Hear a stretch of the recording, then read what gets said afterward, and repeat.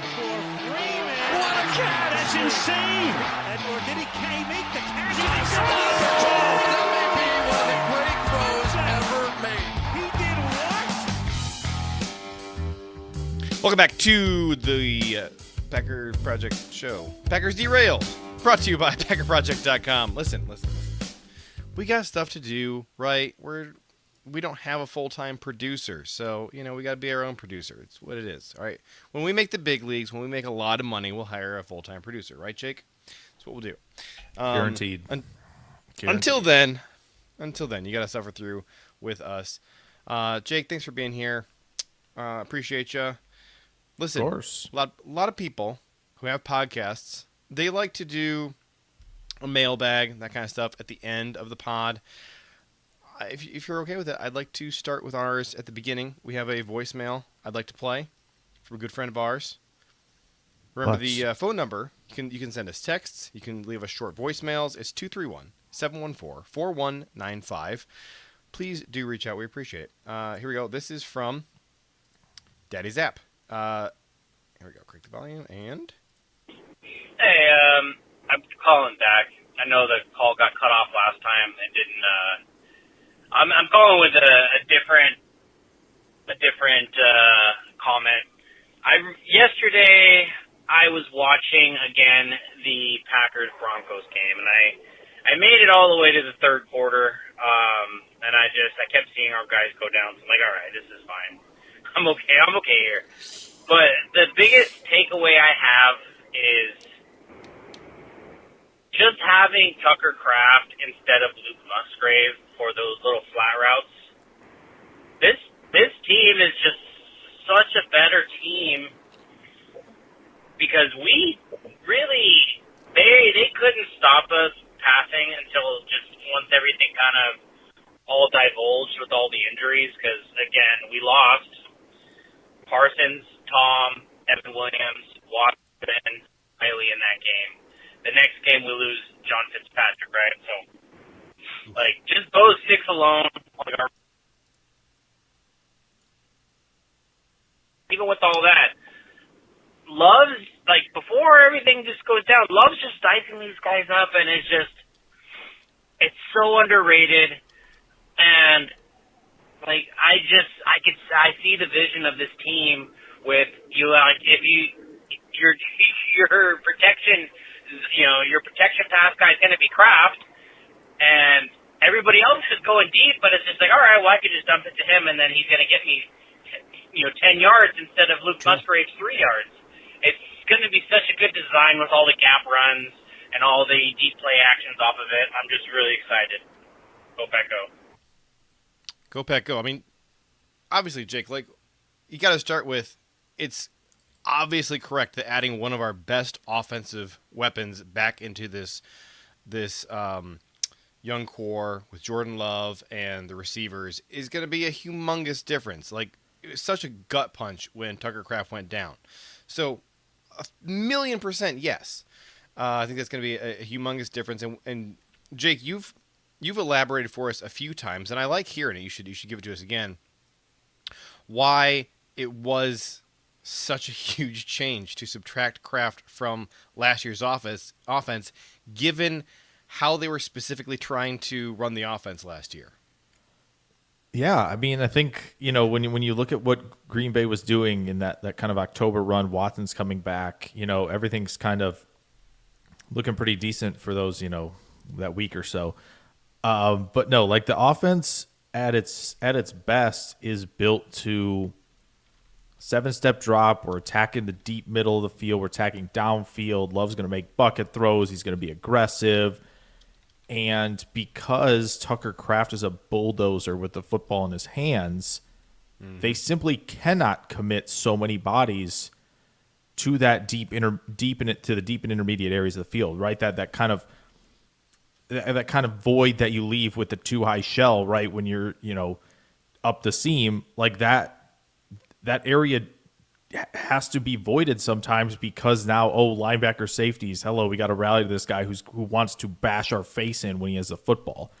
We have to account for him. If we don't account for him, those checkdowns turn into a major problem for us, right? So having all of that together matters a ton for this team. And listen, Luke Musgrave can't really turn, and he isn't really a bulldozer, right? Like, and on top of it, right, the threat of the run, right? All of that, when you have a sixth O lineman like Kraft on the field, right? That simple threat of the run, right? You know, when you get positive, successful runs on early downs, now everything is open when you're under center. You have to account for the fact that there's a sixth O lineman on the field who can also destroy you when he has the football. And you have to be very cognizant of Watson and Reed and these guys running deep crossers, stretching you out vertically and horizontally on defense, right? All of that is a problem. That's why, you know, these offenses are getting blocking tight ends on the field, right? They're have blocking receivers. They're presenting something with numerous options out of it, right? A formation, a personnel grouping, all of that. You're presenting they should come up with so a many word for options, this. right? So that's what makes it so good offensively for this team, and why, you know, when everybody's back, it's going to be really awesome. And yeah, you think about that Denver game, that wheel route to Jacobs that Love threw. That is an outrageously good play from him. And unfortunately, so was the play Surtain made on the deep ball, right? Like, hey, sometimes you tip that cap. The other team man. has good players like, too. Yeah, Denver's got good team, man. Like so the fact that they had the lead at all, the fact that they were, you know, almost putting the foot down, like, I know, you know, it doesn't matter, right? Like, you know, Green Bay gets conservative on a third down and one, you know, oh no, we're true of the clock, he's failed to lose. They go for the dagger there to Watson. Oh no, why are you being so aggressive, right? Like, what do you want? What do you want, guys? You know, that's so. But that game, I think, is a really good encapsulation of, like, okay, even without Kraft in that game, like, the vertical passing offense is still a problem. It's very hard to account for all these bodies when they're cooking. And Matthew Golden was routing up some people in that Broncos game as well. Golden on the intermediate stuff is going to be extremely valuable this year. And so, yeah, I'm excited when everybody's back and rolling, and hopefully the O-line is good enough so the 7-step drop passing game could exist, right? Like, that's just how it's going to have to be. If it's not, it's going to be one of those seasons where it's like there's just a lot of volatility on offense because the O-line isn't where it needs to be.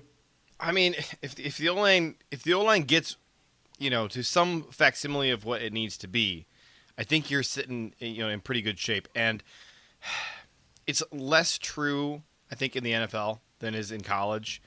But, like, returning a bunch of your starters from the previous year, even if last year wasn't that great, on the offensive line should theoretically lead to some improvement as these guys develop together and work together.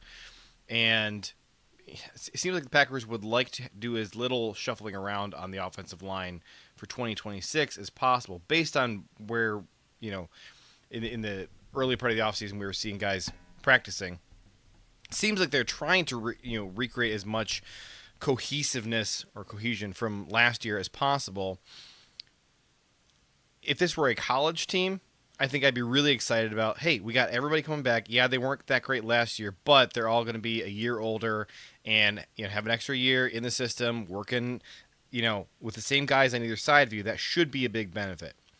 I will throw out there, as we've said a couple times, if we can get Zach Tom back, that drastically changes my entire opinion of what this offensive line, and therefore, downstream effect, this offense can be. I might go so far as to say, you know, you and I have had some conversations about, like, ooh, Jordan Love or Micah Parsons, like, who's more important? Maybe Zach Tom has the potentially the biggest ripple effect across the whole team, right? Because if your offensive line is a monster, your offense is going to be a lot more effective. And if your offense is more effective, that helps your defense a ton. Like, if since we're going to be starting the season without Micah or Zach, let me ask you, Jake, if you could only guarantee that one of those guys was going to come back at full strength and was going to be there, like, let's say they missed the first whatever. They come back after the Jets game. But then they're back for the entire year, full strength. You could guarantee one of those two guys. You're telling me you're not picking Zach Tom over Micah Parsons?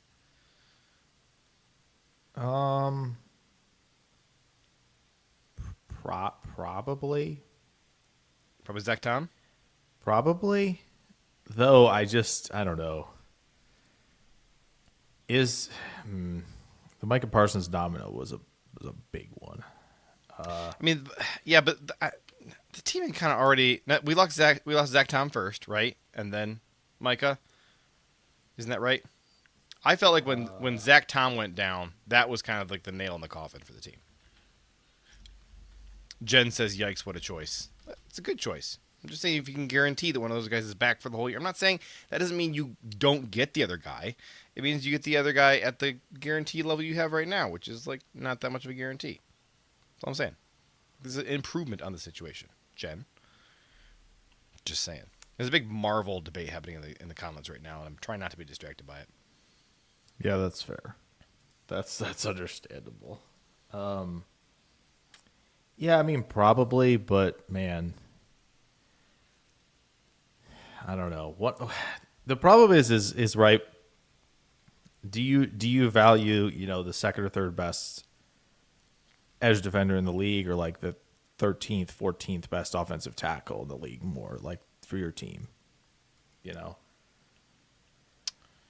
a tricky one. Well, that's it's tricky question. There was another guy that we lost for a big chunk of the year last year that had a humongous trickle down effect on the rest of the roster, and that was our guy, Devonte Wyatt. He signed an extension today, or agreed to an extension today. This was one, obviously, that we were expecting for quite a while. Per Ian Rappaport, Packers and defensive tackle Devonte Wyatt have agreed to terms on a 3-year, $57 million contract extension with a $20 million signing bonus, which means he's under contract for the next 4 years since they picked up his 5th-year option. And then Jordan Schultz was quick to come out and say that he has heard that the Packers are actively working to make Tucker Kraft the next big contract that they do, which of course makes sense. And I will say, it does kind of make you feel good to be locking down all these pieces of the roster. We're going to be doing a big thing here where we are ranking all of Gutey's draft picks over the years. And so as I'm going through all of them, it was weird to like, okay, here's this whole draft class. Wow, like everybody from this class is gone. Wow, everybody from this class is gone. And then, you start to get to 22 and 23, and it's like, okay, phew, yeah, a bunch of these guys have left, but a bunch of these guys are now, they just signed their second contract with the Packers. And that was a pretty feel-good moment for, if you look at, man, there was really a long gap there where none of our draft picks were even like finishing out their rookie contracts. So nice to turn this around. Obviously, the huge concern with Wyatt is just the durability. It's not just that he's coming back from an injury right now. It's that he's never played more than like half a season. He gets hurt every single year. He needs to stay healthy if the Packers are going to achieve their goals. That's what it comes down to. Yeah, definitely. When it comes to Devonte Wyatt, a couple quick things. The $19 million average annual value, right? Obviously, again, do they get all of this money? No, right? It's not how it goes. But just to look at it relatively across the league, you look at the players that he is hanging out around right now. In terms of that AAV, you have Leonard Williams at 21.5. Zach Sealer and Kenny Clark at 21.3. Christian Barmore at 21. Osa Odigizua at 20. Cam Hayward at 18. Vita Vea at 17.75. And Ed Oliver at 17. So an interesting grouping there. It felt like I was naming. Yeah. It was some really good players. There's some really good players. Obviously, the Vea contract looks really nice right now for Tampa Bay. obviously is a 2018 first-round pick, right? So had his deal a while back. They really signed him at an opportune time. They definitely did. And so, that's got to feel good. Obviously, Barmore, a very nice player. Leonard Williams, a impact player for Seattle. Odigizua just got moved, obviously, from Dallas to San Francisco. So that's, obviously something to monitor. Cam Hayward, phenomenal season last year, $18 million. I know he's older, right? He's in the mid-30s, and that's why he's not getting massive numbers. But my goodness, $18 million for what he did last year is insanity. And so, yeah, he's hanging out in an area where I think, as a pass rusher, you'd probably stack him up with pretty much anybody on this list, right? But as you said, it's really just about being healthy for a full season and providing that impact as a pass rusher through an entire season. And he just hasn't been able to do that. If you could just get him healthy and have him play 17 games a year, you're not asking for any improvement on his game. Like, honestly, that would be plenty to ask from your, the centerpiece of your, interior defensive line. Like, can I just get more of you, please? Can I not have half the season where I'm trying to solve this terrifying question of who among our developmental young guys can come in and take some snaps? Oh, none of them can. Okay, let's go sign somebody off the scrap heap and hope that he can play for us. Like, if we can just get off of that little roller coaster and get Wyatt healthy for the whole year, I think we're cooking at that point. I want to hit Bill's question or comment because he sent in a $5 super chat. He said, Butkus, time to rise to the occasion. So, we're talking about the offensive line. How much, Jake, how much of the offensive line woes would you attribute to, the relatively unpopular Luke Butkus? And how much would you attribute to the construction of the offensive line roster, particularly on the interior? Man, I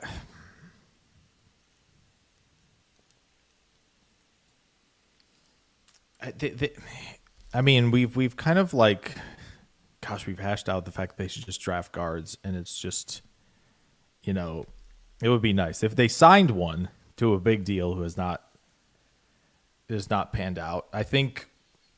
Can I interest obviously, you in a 5th round center? They've done that a bunch of times. For sure. We've got a lot. No, I think I think they're like coaching and development is obviously pretty strong. I know Zach Tom was a 4th round pick, and obviously, nobody viewed him that late of a pick, and it was kind of like, he's got a pretty high floor as a pass protector coming in. So everybody thought that was value, right? 4th round. Yeah, and so like Rasheed Walker in the 7th, all that, like they're capitalizing on value, but also the coaching is doing a really good job. Now, when it comes to the interior of the offensive line, it seems like, again, we've hashed this out. It seems like Josh Myers was there. There was some glue there. Josh Myers and of course Jenkins playing guard, not center, that kind of held that unit together, and it just didn't have that when you're trying to get Jenkins to play center. He just isn't quite the player he is at guard, and so, yeah, I just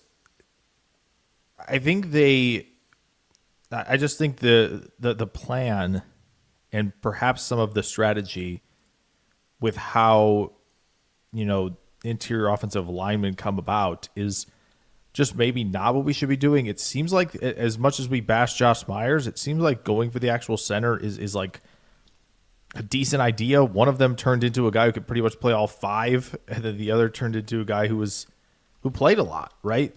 It is Packers tenure. So it seems like the times when they go get the interior guys, it works. Corey Linsley, really good example, right?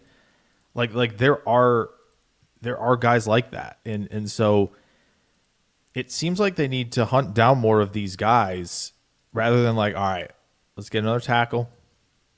We'll see where he goes and kind of just play it that way. Like, it just seems like the strategy itself is more at fault than the like coaching development side of things. Because again, it just seems like when they go about addressing the interior of the offensive line through the draft the right way, it pays dividends for them. And so, it would just be, and again, I kind of think Burton is also going to pay dividends for them. And so, like, again, we, as much as like I didn't like the draft, like they draft when Burton's name came across, where I'm like, oh, it's an interior offensive lineman to play on the interior of the offensive line. Like, goodness sakes, this is the move. Who's not undersized? Who's not right, undersized? Right. You look at some of the. There have been some guys that they've drafted again, like centers in the 5th round, who, okay, fine strategy, I guess, taking that position where you did, but you took a tiny guy. How is this even supposed to be a plan that we're going to buy into? I don't know. You were talking a second ago. You were saying the plan in quotes, and it immediately made me think of Gutey saying, "Do I really look like a guy with a plan?" That's pretty good. Wow. Bill sent in another $5 dono because he's a goat and says the success for Butkus will be the development of Jordan, Burton, and Belton. I think that's exactly correct. And there's some other names you could throw in there as well, but those are the big three. But right, those are the big three. Jordan being a 1st-round pick, Belton being a very highly drafted guard who really needs to start for us this year, and then Burton because of the upside. Like we're all looking at this and it's like, okay, forget where they drafted him. We can see the tools he has to work with. The ceiling for Jagger Burton should get everybody excited, and I don't know. People talk about players who like they have the kind of talent that's going to get their coach fired, right? That's like, oh, you have to develop this guy, whatever.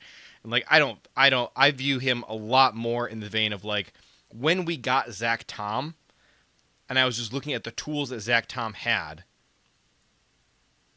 I was thinking like, I feel like even a poor job by the offensive coaching staff is still going to get good play out of this guy. And I kind of feel the same way about Jagger Burton. Maybe not the same ceiling as Zach Tom, right? He's like a great value brand, Zach Tom, without the positional versatility. But like this guy, I think, should be a lockdown center or guard for us for a long time.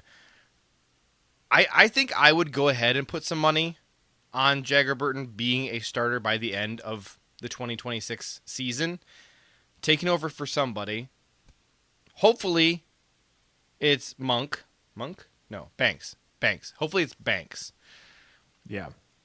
Monk is somebody else I don't like. Hopefully, he's taking over for Banks because Belton did hit, right? And then you got Burton and Banks out there, or Burton and Belton out there. That'd be great. But I think that looking at the 3 guys that we have on the interior right now, you have a hard task to persuade me that Jagger Burton is not going to be better than at least one of those 3 guys. He has to be in the rotation by the end of the year, just based on what he has to work with. Like, this is not a guy who's going to need a long development runway to get going. Yeah, I think so.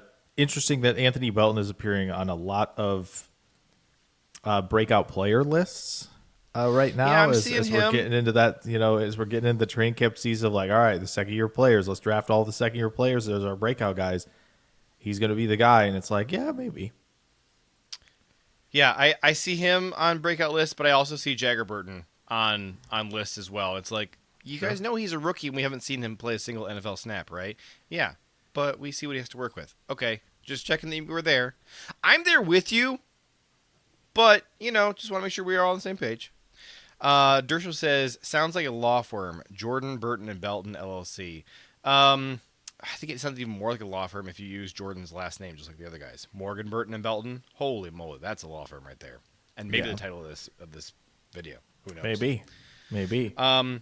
So we had some more mailbag stuff to get to, but we're not gonna, because we have a huge monster project to get to here. So I'm gonna save. There's some Northern College football stuff that was sent to us. There's Is that what you wanted to get to, or do you want to get something No, else? I just want to really quickly go here. Okay. Where's I need to remove it. Add this. I know it's hard to see. Here we go. Okay, yeah, there we go. Yeah, this works better. A plot of run stop rate percentile and pass rush win rate percentile here from the last 2 seasons, so 2024 and 2025. If you look up here in this top right quadrant where they're high in both categories, you see players like Cam Hayward, guy we mentioned, Jeffrey Simmons, personally my number 1 DT in the league right now, Quinnen Williams, a guy who I think is going to have a massive season, DeForest Buckner, and then Devonte Wyatt. And now you'll notice Devonte Wyatt's circle is a little smaller because the dot size is total opportunities. And you go, well, why doesn't he have a lot of opportunities? Well, he's not healthy enough to have all of those opportunities. We will want him to have more opportunities out there. So I'm laughing through the pain. So like that's the deal. Like this is littered with names: Williams, Murphy, Kobe Turner, Madubuike, Vea's up here in this red dot. It's really for those tiny, so watching. I can't But read it, but I can see where your cursor is going. Yeah. Are there As other long as- are there other Packers on this? Carl Brooks over here on the left. Okay, so that's poor pass run rush. stop, but Yep. good pass rush. Okay, And then our boy Which Colby is- Wooden makes sense. is right here. Yes, Indianapolis Colt legend. What about see if I can Hargrave? find Hargrave. Where's Javon? Yeah, I know. I was gonna look. I'm looking for Hargrave. Hang on. We got really hard to Dershel. see. Dershel in the chat here is going off about Northern College football. I got him. Listen, Pat There he Narduzzi is. was running his mouth. Eli Drinkowitz really running his mouth. We're going to have to get to a Northern College football thing here. Yeah, go ahead, Jake. Here's Javon Hargrave there he is, right yeah. here. Between You know what? Jalen I'll Carter, take Ed that. Oliver, Dexter Lawrence, just absolute dogs around this spot, okay? Vikings fans told like me he was that. washed. Jonathan Allen's right here also, by the way, coming from the Minnesota fans as well. That's crazy. We're up there. Interesting. Caleb Very Banks and interesting. Dominic Orange, you got some shoes to fill, my guys. So have fun. Have fun with that. That was good. Thank you, Jake. I appreciate you You're welcome. for bringing that. Of course. Yeah, so listen, Jake. Okay, we have to get to Northern College football like maybe next week because the South is running their mouths. We're going to have to get to it. But for I'd run my tonight- mouth too. They have their book, the Book of Excuses, coming out, having not won a title in 3 years. Just tough for them. And I hate to say it, but like I might need to be backing Notre Dame, a team I do not like, a lot more this year, Notre Dame's just so we can stinking sink. good. Just so we can sink this out. They got 3 defenders who are going to be off the board early in think- April of 2027. People. I think I'd be buying stock in Notre Dame and Oregon, and then I hate to say it, but give me Indiana again. Give me Indiana again. Man, right? Nick Marsh and Becker. And there's cook. gonna be some other. He might There's gonna be cook. some other really good Northern teams. I mean, obviously Ohio State's should be good again. Penn State is gonna be interesting. I don't expect them to Iowa make State? the playoffs or really Yes. make noise, but they're gonna be interesting. Iowa State East, Iowa State Basically, East. yeah. yeah.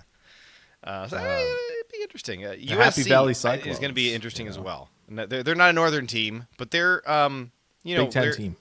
They're a Big They're Ten not a team. Southeastern team. That's the important thing, I think. They that are we're rolling Southern. with here. They're Southern. They're We don't Southern, claim but not them in as the our not in the Northern teams. East. That's good news. That's good news. So here we're gonna get started. All I right. think how we start this. You're listening to the podcast. Oh, leave that one. All right, for Jake. Sure. Jake, we're doing Leave this. that in. Gutey's report card time. We are going to be assessing only his draft classes and nothing else. Okay? You don't get any credit for your free agents or your contract management or personnel disputes. We're looking at just drafting. Okay? Yep. So I went through the utterly Holy moly. painstaking process here of Got everybody. Look putting at this. every single draft pick he's ever had. Oh, Can I say 2018 something is that I late? don't want to get us canceled, but Wow, it let's is. see here. Try and put this on screen. Okay. Wow, 11 and you know how 28. it's a meme, right? That that white people say, black people look the same, right? It's a thing that you can say to make fun of white people, that white people think black people all look like. Yeah, you can make fun of white people by saying that about white people thinking that. Okay? Who's this fella in I'd the like light to point blue? out, that's Ty Summers. I'd like to point out. Okay. So I went back after I put these all together. I went back through and double checked it for quality assurance, and I found that there were two guys I had gotten mixed up, and it was Sean Clifford and Michael Pratt. Honestly, two mayonnaise white. I just late don't round know. quarterbacks. If you showed me a picture of Michael Pratt, I would know it's Michael Pratt. He just wasn't in town long enough, He's gonna be right I think here. I could see Clifford. This handsome gentleman right here. Yeah, there's no way. I would have told you that was a punter. There's no way, man. There's punters on here, courtesy I know. of Brian Gutekunst. There are punters on here. J.K. Scott is on here. Yes, good times. It's funny because look, there's not a ton of white players in the league total, and then there's not a ton of white players in these draft classes. So it's funny seeing the few random white faces sticking out here because half of them are like really skinny looking dudes like this. guy, Andre that's what I Carlson. mean. Like Pratt He's looks all like neck. Carlson. Like they look like kickers and punters. Like Pratt. If you Well, told most me of that them was are. hair. Well, I know. But I'm just you saying. do Like, you do have your big beefy offensive linemen, right? yeah. Tight ends. Some of them. And you got your skinny guys too, like Jake Hansen here. Like not a large offensive lineman. No, he was. Gosh, I he had. was in, like, I the will say. 300s, right? I'm just going to admit something. I had completely forgotten that Jacob Monk was black.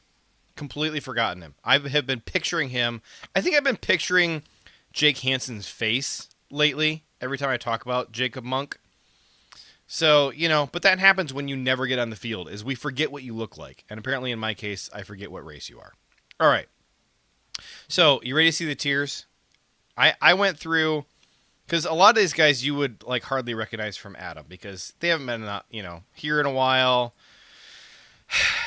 Durchel says, "Did you embellish Anders Carlson's receding hairline in this picture?" You know what, sir? That is unkind and accurate. Trace Mack has a receding hairline too. Check this out. Look at that. Nice high hairline. Is that a good thing? That he's following in the footsteps of J.K. How could Scott? it be a good thing? Well, J.K. Scott was underrated. Like, you shouldn't draft punters, period, but he was underrated. Here's what I want to do, though. I put these all in their years, so you can. It makes it easier for us to figure out who the heck they are. And on my other monitor over here, I have my cheat sheet. Okay. So that'll help if we're like, who the heck is that guy? Oh, it's Lou Nichols. Do you remember him? Running back out of CMU. Yeah, blast from the past. And then here's the tiers we're going to be putting them in, okay?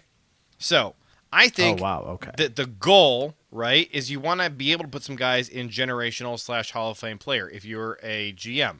And so, since that's the goal, I made a tier for it. We'll see if Brian Gutekunst has anybody that you can put in there. We'll find out. Here's a tier that I think is... It might be one. I think this is important. Gamble that paid off. All right? Look, you got the same resources to work with that every other NFL franchise has. And so you need a good process, but you also need some gambles that are going to pay off. So we have a tier for that. We have meet / exceed expectations. I think in a perfect world, this tier would be chock full of guys, right? You want a lot of these and not many busts.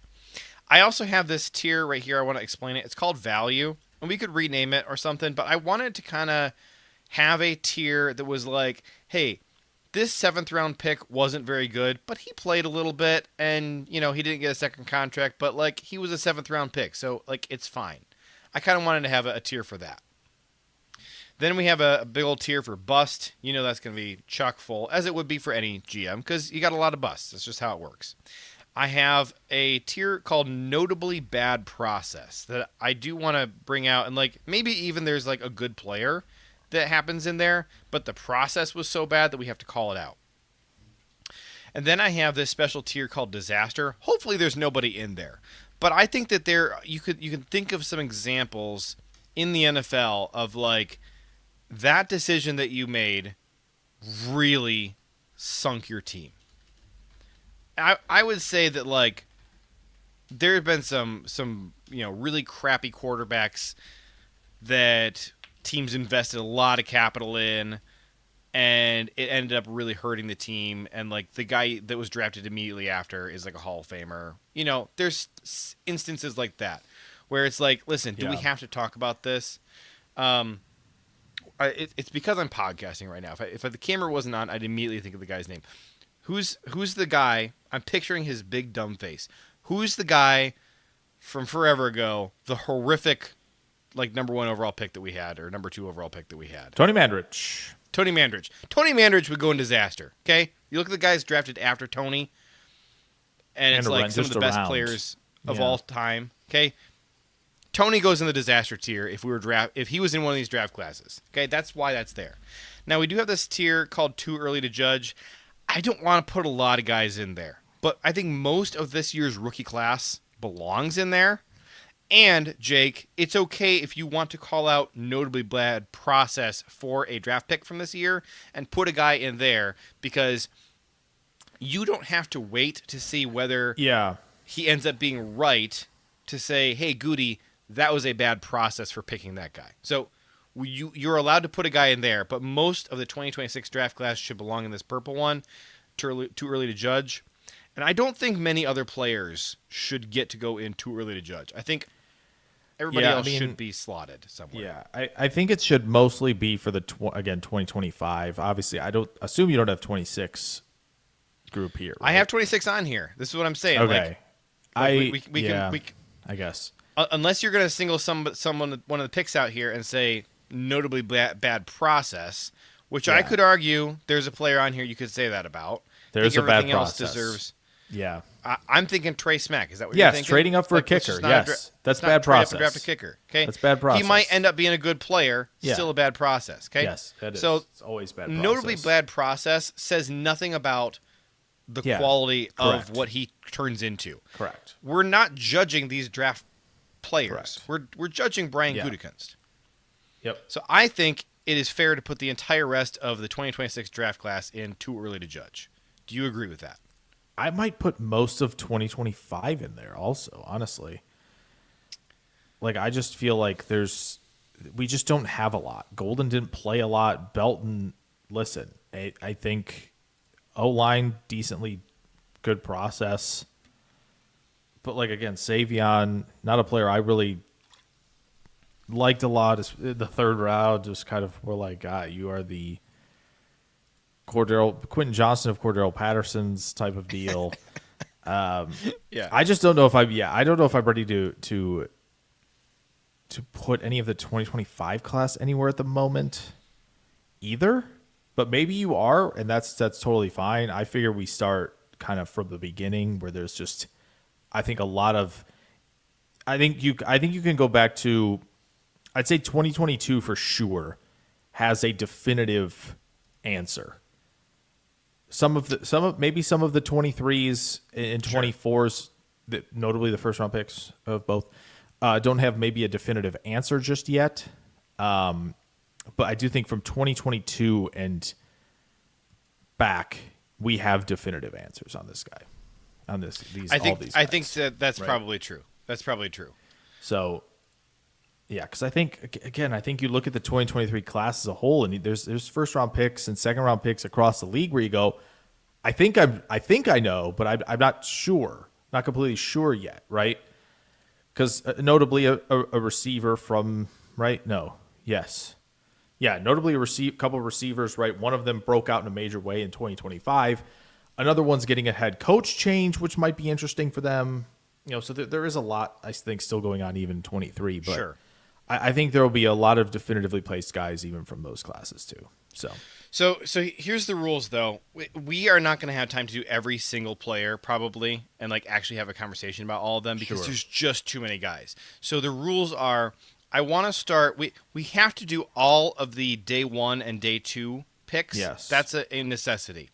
Yeah. And then after that, I want us to just call out specific players that are interesting to talk about and work through it in that priority so that we're not leaving out stuff that's really interesting and worthy. And also, I think if the chat wants to call out particular players they want us to talk about, I think that is a good use of our time as well. Iowa Joe says gamble that paid off, Jordan Love. I'm going to be honest. That's who I was thinking of when I made the tier. Do you think that Jordan Love belongs anywhere besides gamble that paid off? I think in terms of like higher tier, obviously he's meeting and exceeding I think he's exceeding expectations.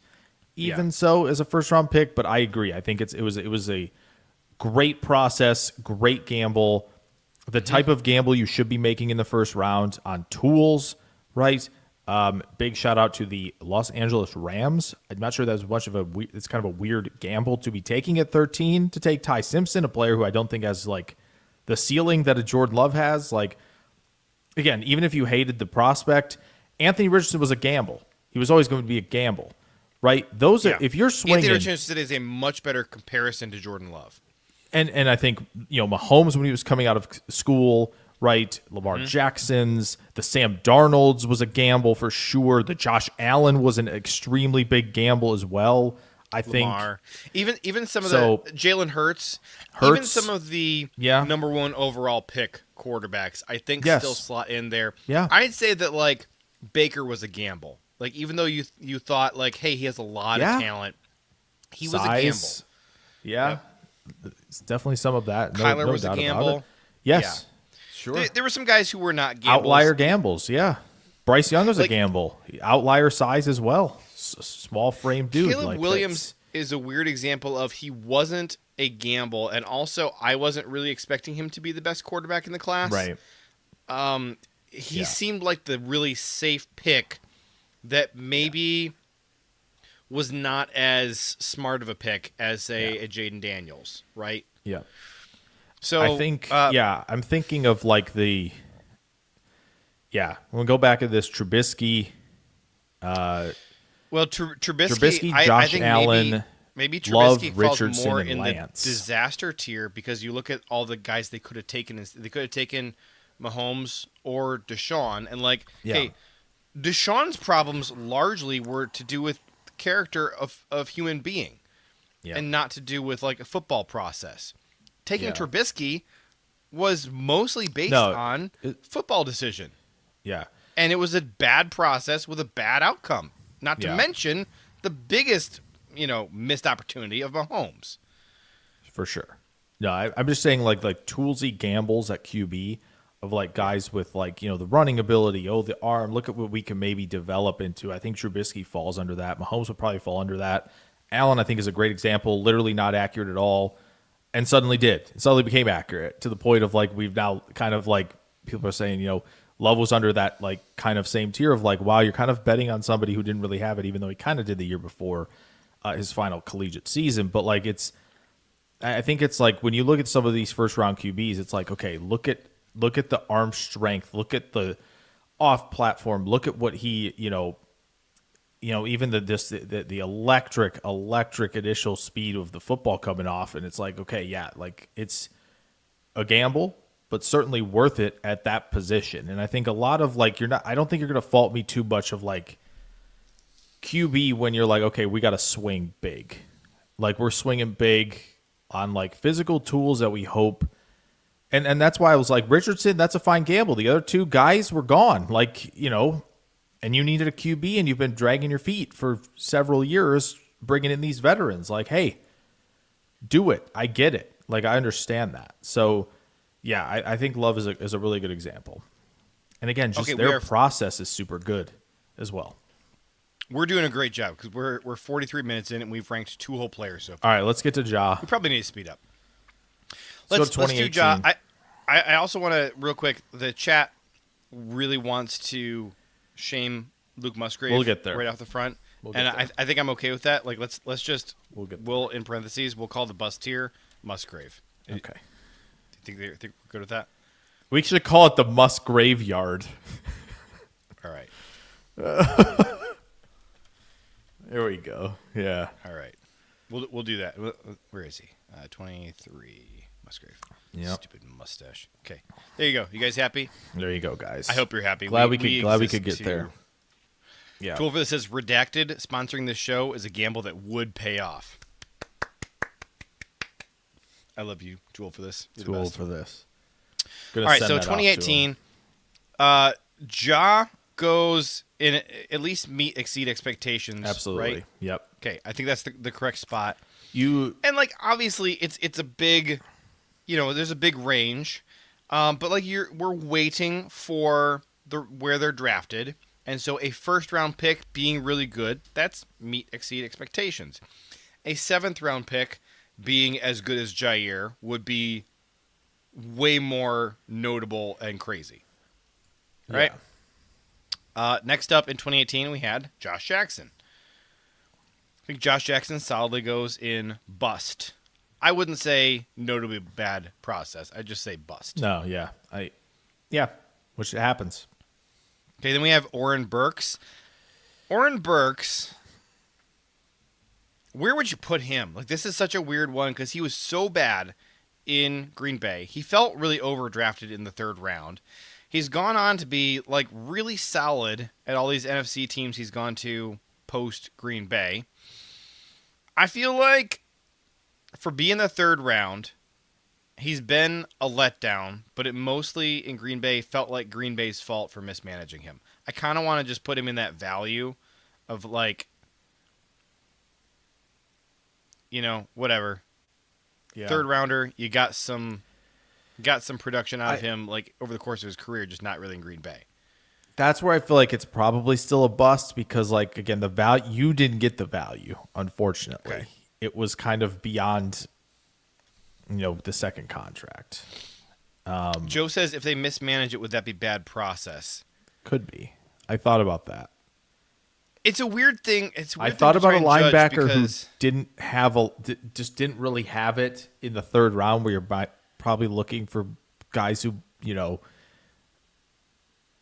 potential spot starter early in the season. You're kind of looking for that type of player. It's still day 2. Like, I don't kind of hate the idea of that being bad process either. Of like, we just. Ayers says Burks was just limited in his skill set, but a quality backup. I don't really want a backup in round 3 though. Like that's the problem. Round 3 is if too we're drafting early backups, yeah, like whatever. Like any piece of crap GM who sucks at his job can find a backup in round 3. Go find us. We're finding starters in round 4. Can we get starters in round 3, please? We got Tucker Kraft. They're and there. Nobody else. 3rd round had the starters again, guys. They weren't able to draft, but just pointing out, like, day from 3, this day. If it's day 3 and you're unable to find starters, I'm not going to really hold that against you. If you can't get starters on day 1 and day 2, that's a problem. Yeah. That's a big Just problem. point out a few from this class: Justin Reed, Fred Warner, Nate Shepard, right? Orlando Brown Jr. tackle, Mark Andrews, Alex Kappa, right? Guys who have stuck around for some time. Like, it's doable. It is doable.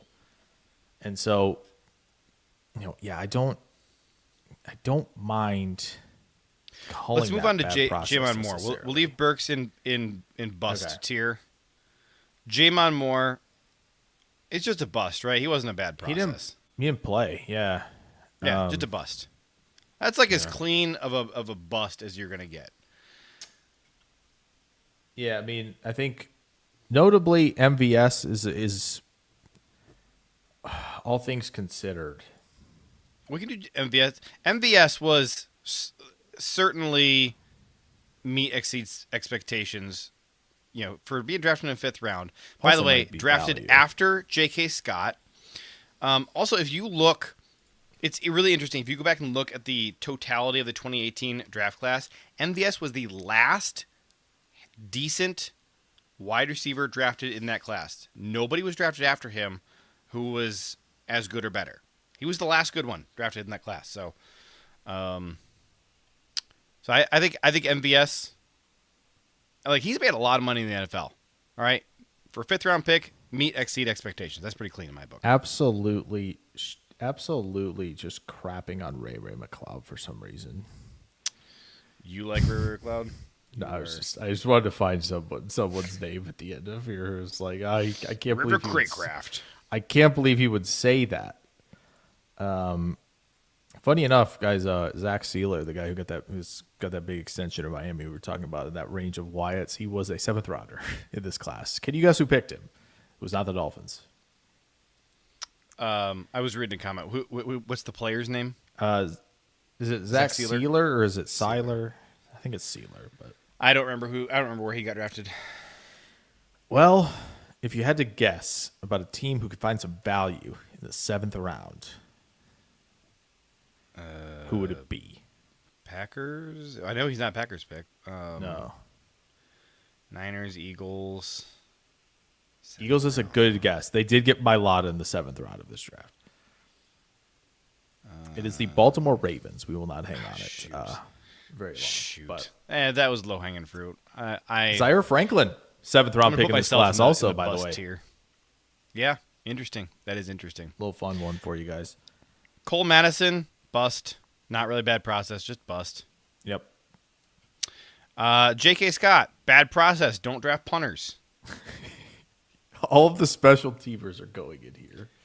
And I'm not even I like J.K. Scott. I've always liked J.K. Scott. All right? I was ticked at J.K. Scott for the Rams game in 2018.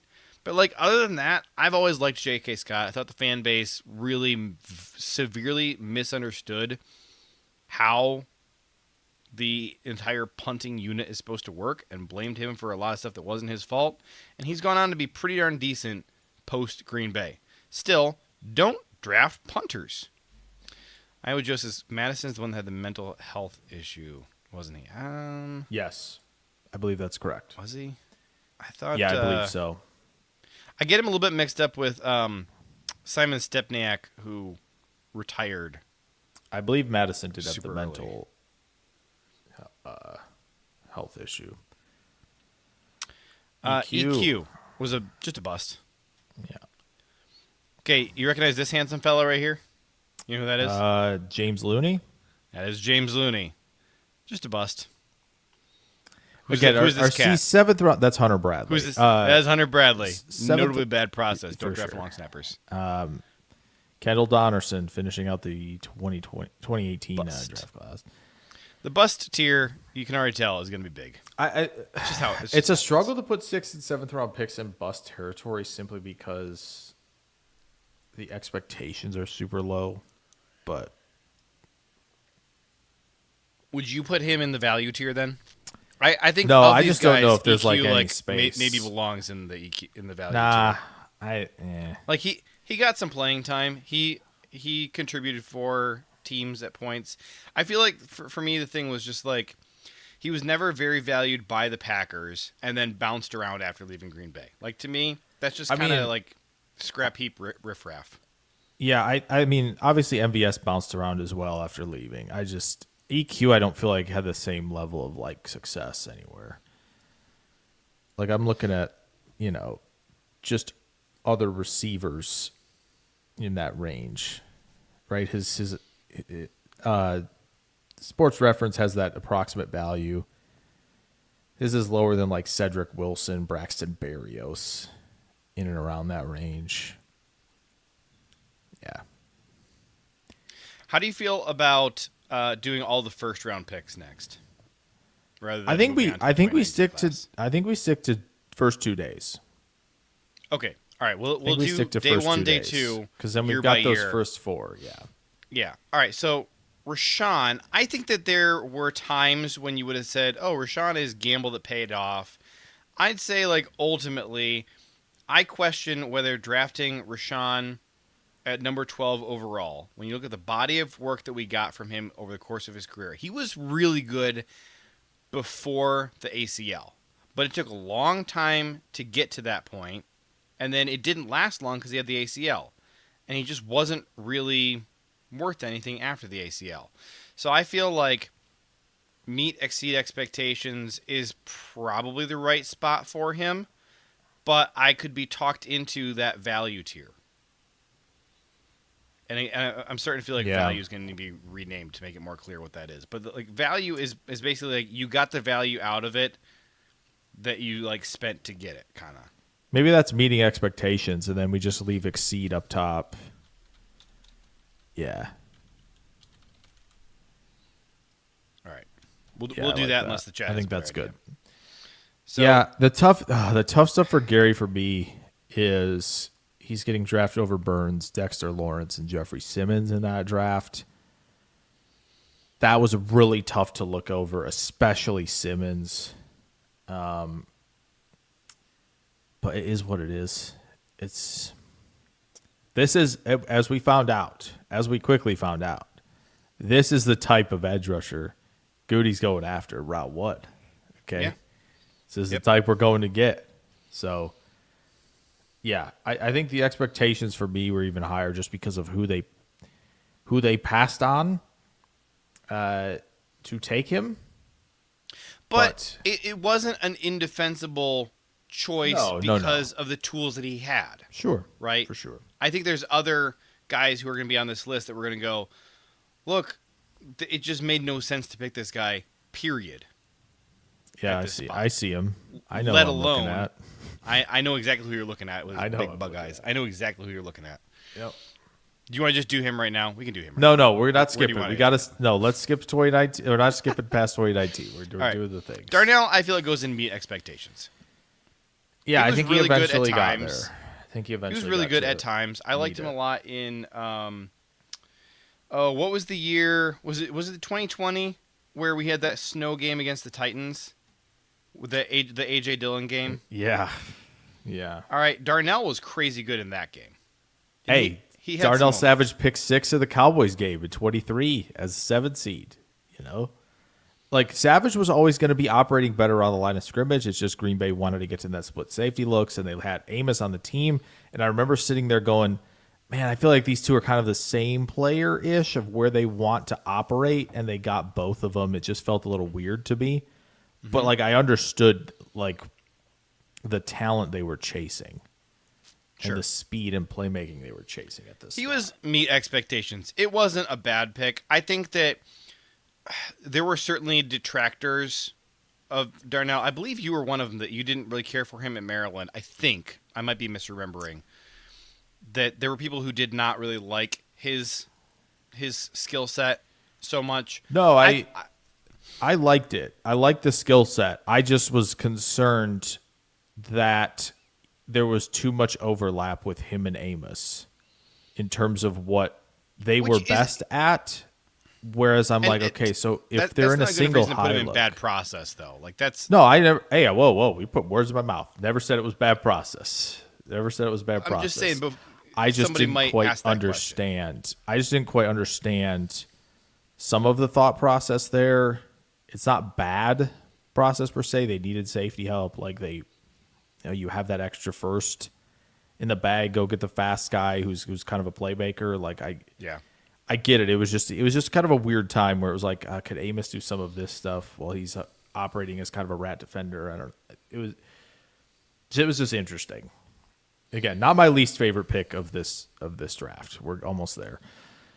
Let's do Elton. I think Elton clearly belongs in exceed expectations. Good stuff. He was great with flashes of being elite. Yep. Very, very good. Jay Sternberger. Terrible. Do you think this belongs in bad process or just bust? No, I think they were looking for another receiving option. No problem looking for a receiving option like that. Just wish it was McLaurin who went one pick later. We'll just put him in bust then. He sucked. That was tough to watch that day. AJ Dillon, I think, clearly belongs in just notably bad process. Not disaster, just notably bad process. Yeah. Just welcome to the 2020 draft, everybody. As love, we have already put on the board there. But he was on like nobody's board. It's not that nobody had heard of him, although I hadn't heard of him. But I'm probably one of the few people who hadn't heard of him. So that year, I remember putting A.J. Dillon on there. I'm like, he's big and he's a tremendous athlete in the testing. They're going to like him. I just figured they were going to pick him more in the range where they picked guy who we didn't talk about, but Dexter Williams, right, who was picked the year before in the 6th round as a bigger guy from Notre Dame. Of like, okay, like I get it. Dillon's going to be on their day 3 board, I think. I was pretty sure. So I kept him on there. Lo and behold, he goes in the 50s. If you want to see that reaction, you can find it. It's out there, okay? You That was showed it to me before. That was a tough evening. So, but yeah, that's a tough one. It was a just pick that the only way anybody could defend it was by saying, "Oh, they need a Derrick Henry for Matt LaFleur to run his offense." And, he's big like Derrick Henry. That's kind of the only defense that you were seeing of the pick. Because nobody had him ranked highly. Nobody looked at his skill set and said, ooh, Derrick Henry. It was just, he was a big running back. That's all there was. Yeah. Go Pack Go all day says it's not easy drafting players. That's true, but No, you make for it sure. hard on yourself when you take a guy like A.J. Dillon, who nobody expects to be going in the second round. Like, you're just making your job extra hard for you. Yeah, it was a weird draft because obviously they made three offensive line picks in this one, in this class, and it was like, at the spot you took Dillon. Again, I'm going to point out players that were incorrect as well. But guys like Damian Lewis and Josh Jones, who I was thinking they were probably all in on and was kind of on board with it. He's not very good. He's not been good. Okay, Josh Jones was not good. He was drafted by Cardinals. Jonah Jackson was another one in that range. Like it felt like, okay, you're getting Jordan Love, and then you've made they waited a while, selection wise, to take offensive linemen when there were some linemen, hanging out, on that second day of the draft that could have been could have been beneficial for you, As we're about to get to another one where it was like, I just don't know what we were thinking here either. Toolfit says, isn't Dillon on the Colts now? No, he's with the Panthers. Okay, so then DeGuara, which pick was better, Dillon or DeGuara? Oh, Dillon was, I think, the better pick. I think I had an easier time talking myself into DeGuara because of the success of Travis Kelce also coming out of Cincinnati. Sure. Sure. Like, I think that's how I talked myself into believing that DeGuara could hit. And there were moments where it kind of made sense. And I think also coming off the 2019 season where we saw how LaFleur was using Danny Vitale at fullback, and you could see that this was something that LaFleur wanted to keep doing. It was like, okay, LaFleur wants some specific kinds of offensive pieces to really get this thing humming. He wants a better Danny Vitale, and he wants his own Derrick Henry. Okay, I guess these are the guys we went out and got for him to do that. This, like, I think the Dillon thing of, like, we wanted Derrick Henry, to me, makes, like, a little bit more sense than, like, hey, I really want this niche position in the third round. Yeah. Like, that's my issue, where it's like, and again, the Jaguars draft from this year, it might work out, but, like, I just weird process of, like, we need this specific player in the 50s type of thing. And that, I know Green Bay, this is in the 90s, and this is the third round. They just love doing this weird thing in the third round, and had for a long time. But, like, this was such a weird, like, all right, let's find this niche. Again, another guy who I believe on the stream you can go find. Like, I talked about, like, okay, both of these guys, Dillon and DeGuara, were, like, athletes who made sense for this team. I just didn't quite understand why they're doing it in rounds 2 and 3. Yeah, that was what was really weird. Just a really, really tough to defend position of, like, all right, let's do this. Now, it was kind of painful, too, of, like, you just made the NFC Championship game, and you're looking at this and going, gosh, I don't know if any of our first 3 picks are going to contribute in any meaningful way this year. And spoiler alert, they didn't. Yeah, just a really, really tough. And was Jordan Love, like, objectively the correct pick with the benefit of hindsight? Yes, he was the correct pick. For sure. A.J. Dillon and Josiah DeGuara, objectively, bad picks. Bad process. They go in this tier. Yeah, and I want to be very clear. If they had gotten Jonathan Taylor in the 60s, we would not be in this bad process thing because, like, Taylor had proven it.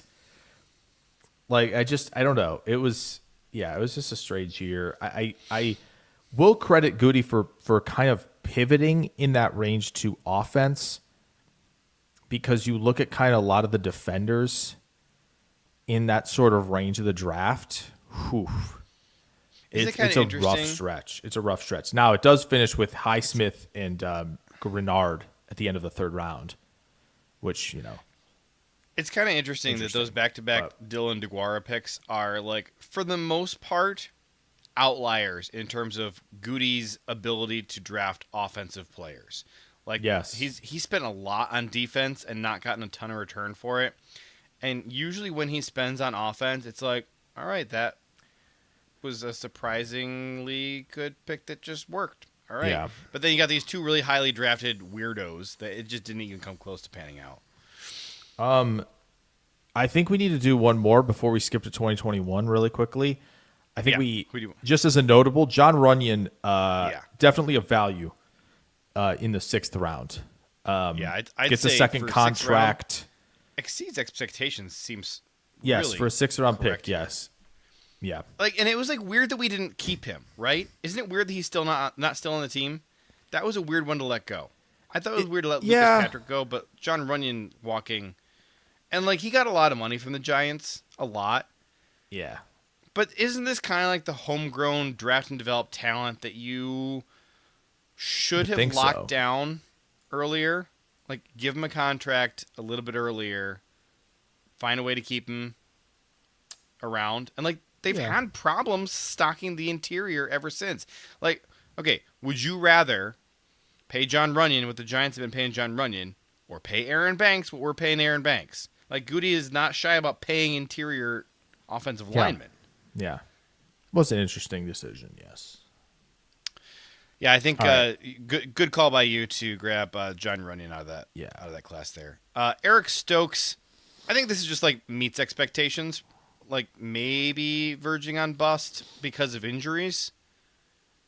Yeah, but like I don't know, you can hold injuries against the draft process. This is a difficult one, right? Because it took patience, and he's delivering on a kind of a second into a third contract now with a different team, and it's just kind of, and again, this is it's a very different thing also, right? This is a late first. Obviously, Gary was an early first, like, almost top third of the first, and Eric Stokes is kind of an end of one. So, like, meeting expectations for an end of round one pick looks a little bit different than.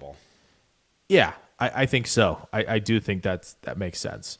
I do think Air's putting that there's kind of a gray area in between meeting and bust, where it's like it just didn't.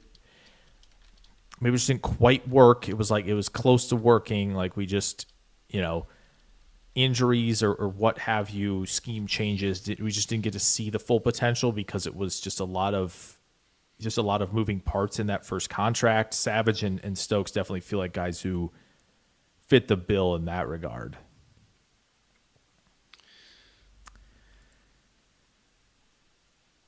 Josh Myers feels like. Man, this is a roughly tricky, meet expectations, but it was the thing is it was really bad at times, and it was bad enough that like very few people had any kind of problem moving on from him, and many wanted him gone sooner than he went. Josh Myers, I don't think you can critique the process of getting him. On paper, he seemed like a perfectly reasonable center to draft in the second round. Yeah. I think the problem is who goes after him. Of course. At that position, right? That's obviously the biggest thing. I mean, are you arguing for putting Josh Myers in disaster because of Creed going right after him? There is an argument to be made there. It's not a bad process. They needed center. They need to go get it. Like there's never going to be a bad process there. It's just like I think either one of us is allowed because to of Creed. I think either one of us is allowed to pull a trigger and say he has to go in disaster for any of these players. If you want to do that, you're allowed to. Yeah. I think I would put him in meet expectations, but you're allowed to bump him down to bust or disaster. You can't put him in notably bad process, though.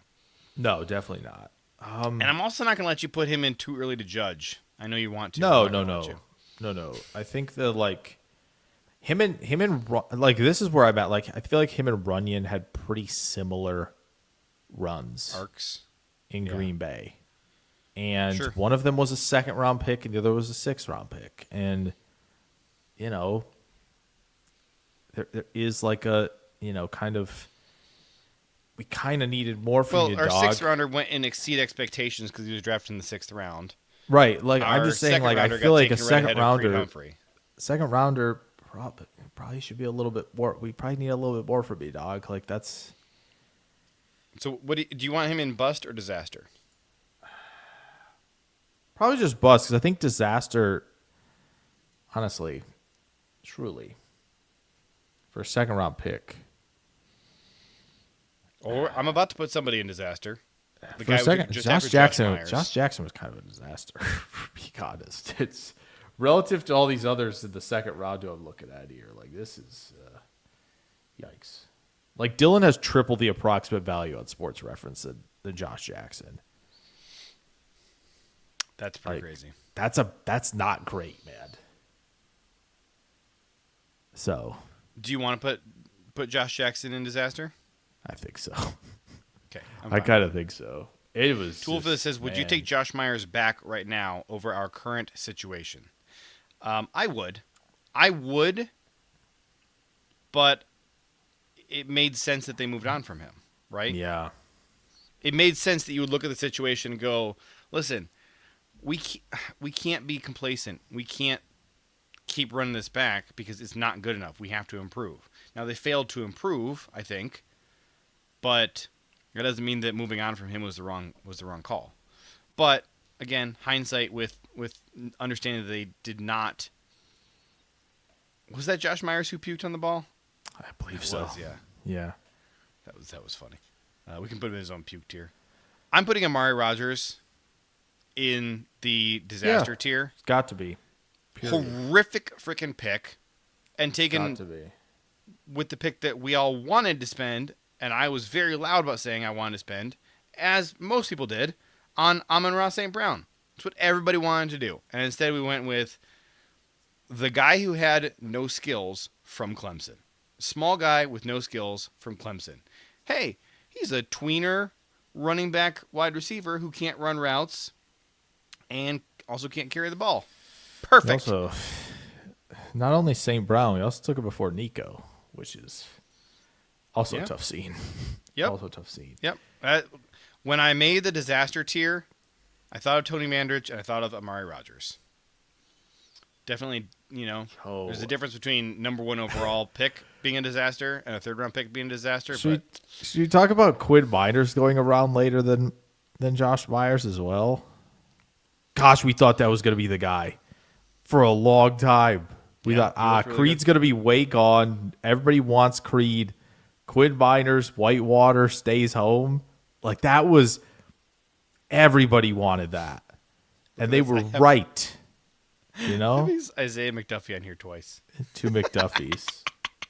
Two McDuffies. Fabulous. Inside you, there are 2 McDuffies. So Is Royce worth talking about here? Sorry, what? Is Royce worth bringing up here?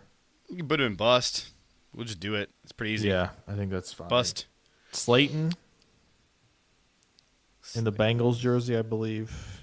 Yeah, he is. I'm just not seeing with my eyeballs. Here he is. Slayton, I think this is like meet expectations for 5th-round pick. As a nose tackle. Got I some think so. quality play at him. Then McDuffie's probably the other.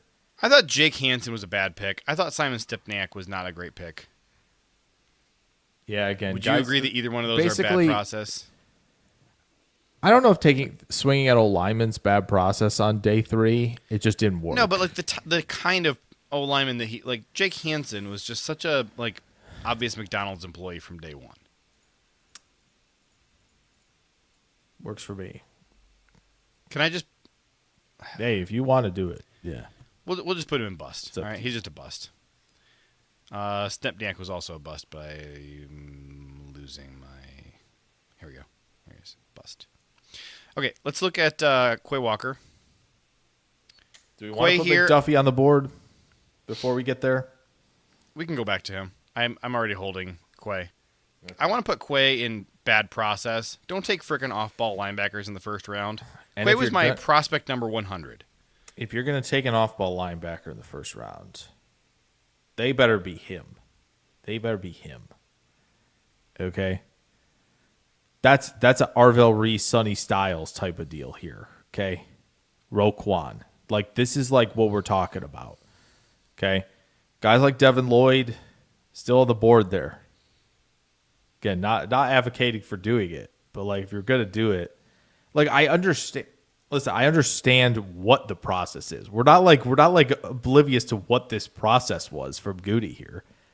240 and can run. Sounds good. Too bad that's not all it takes to play linebacker. You know, let me complex position.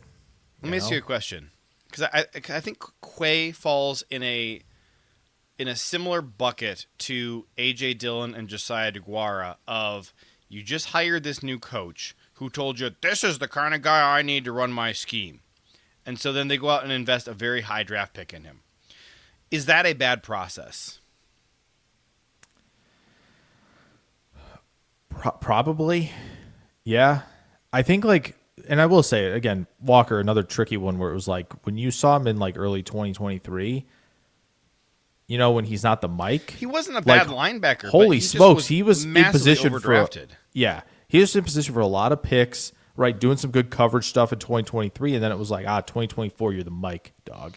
It's like, whoa, okay.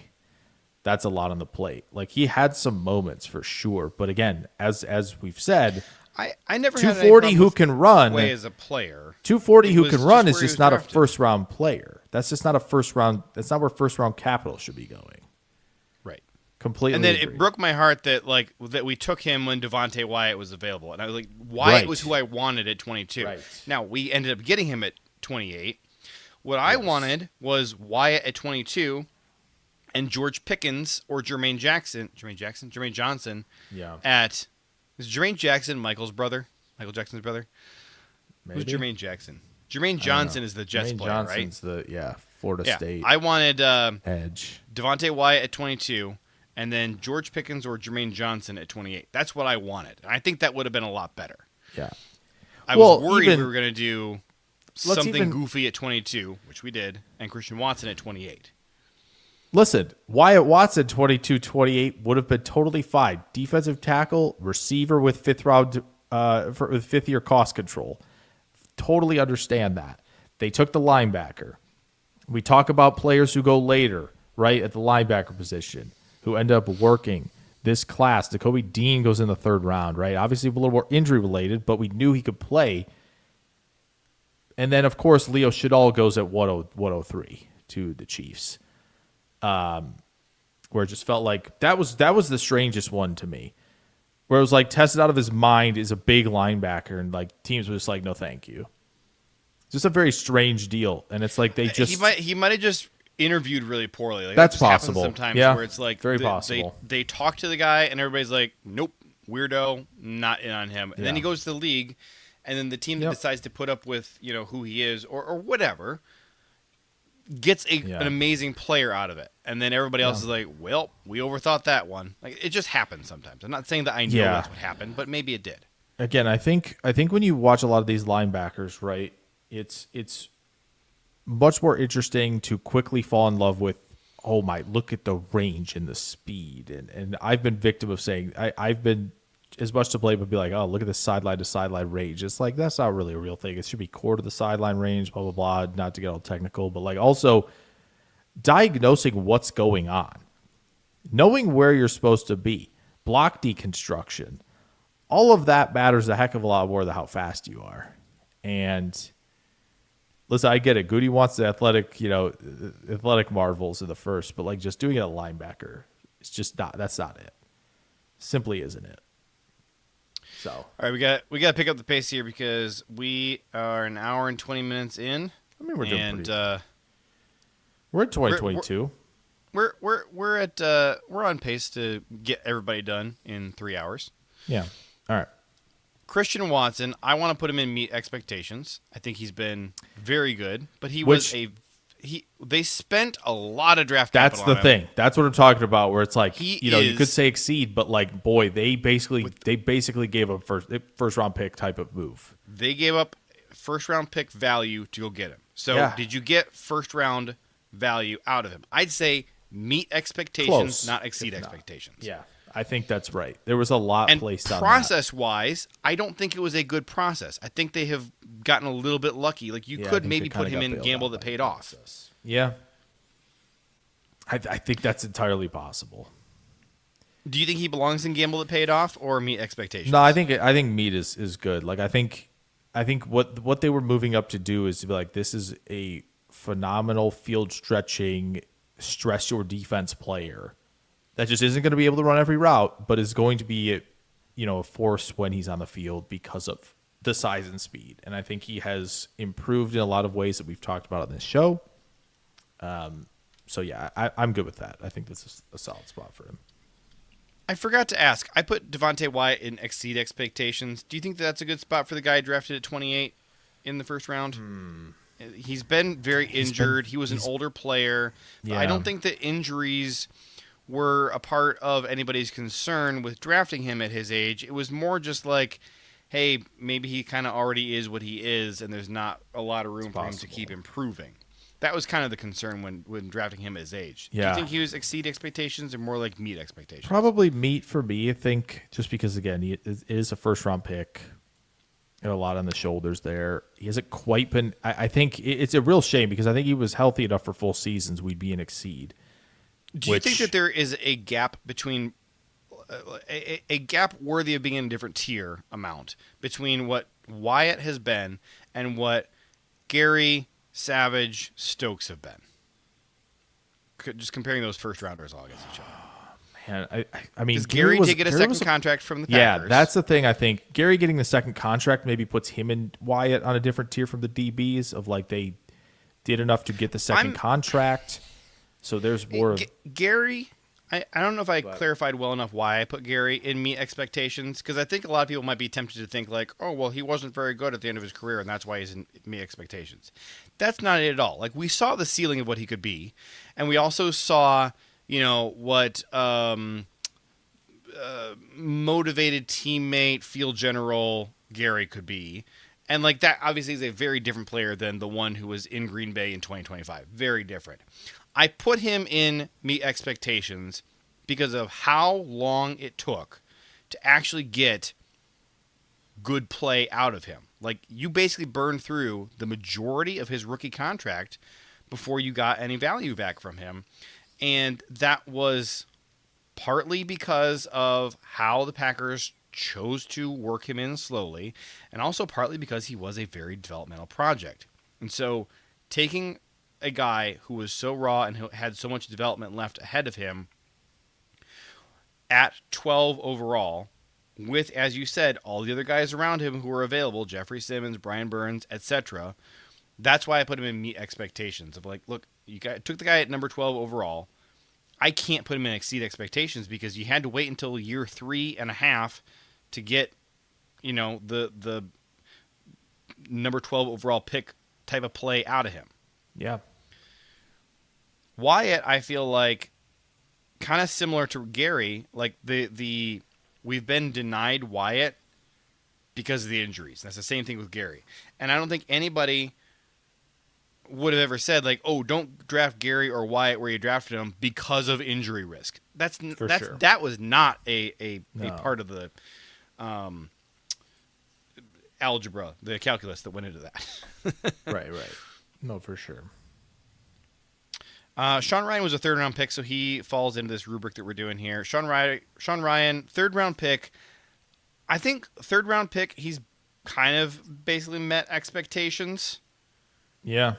I don't think But there's any I other guess I want to spot give him for a little bit of a nod of like, hey, I think you secretly broke the third-round curse before we knew that you broke it.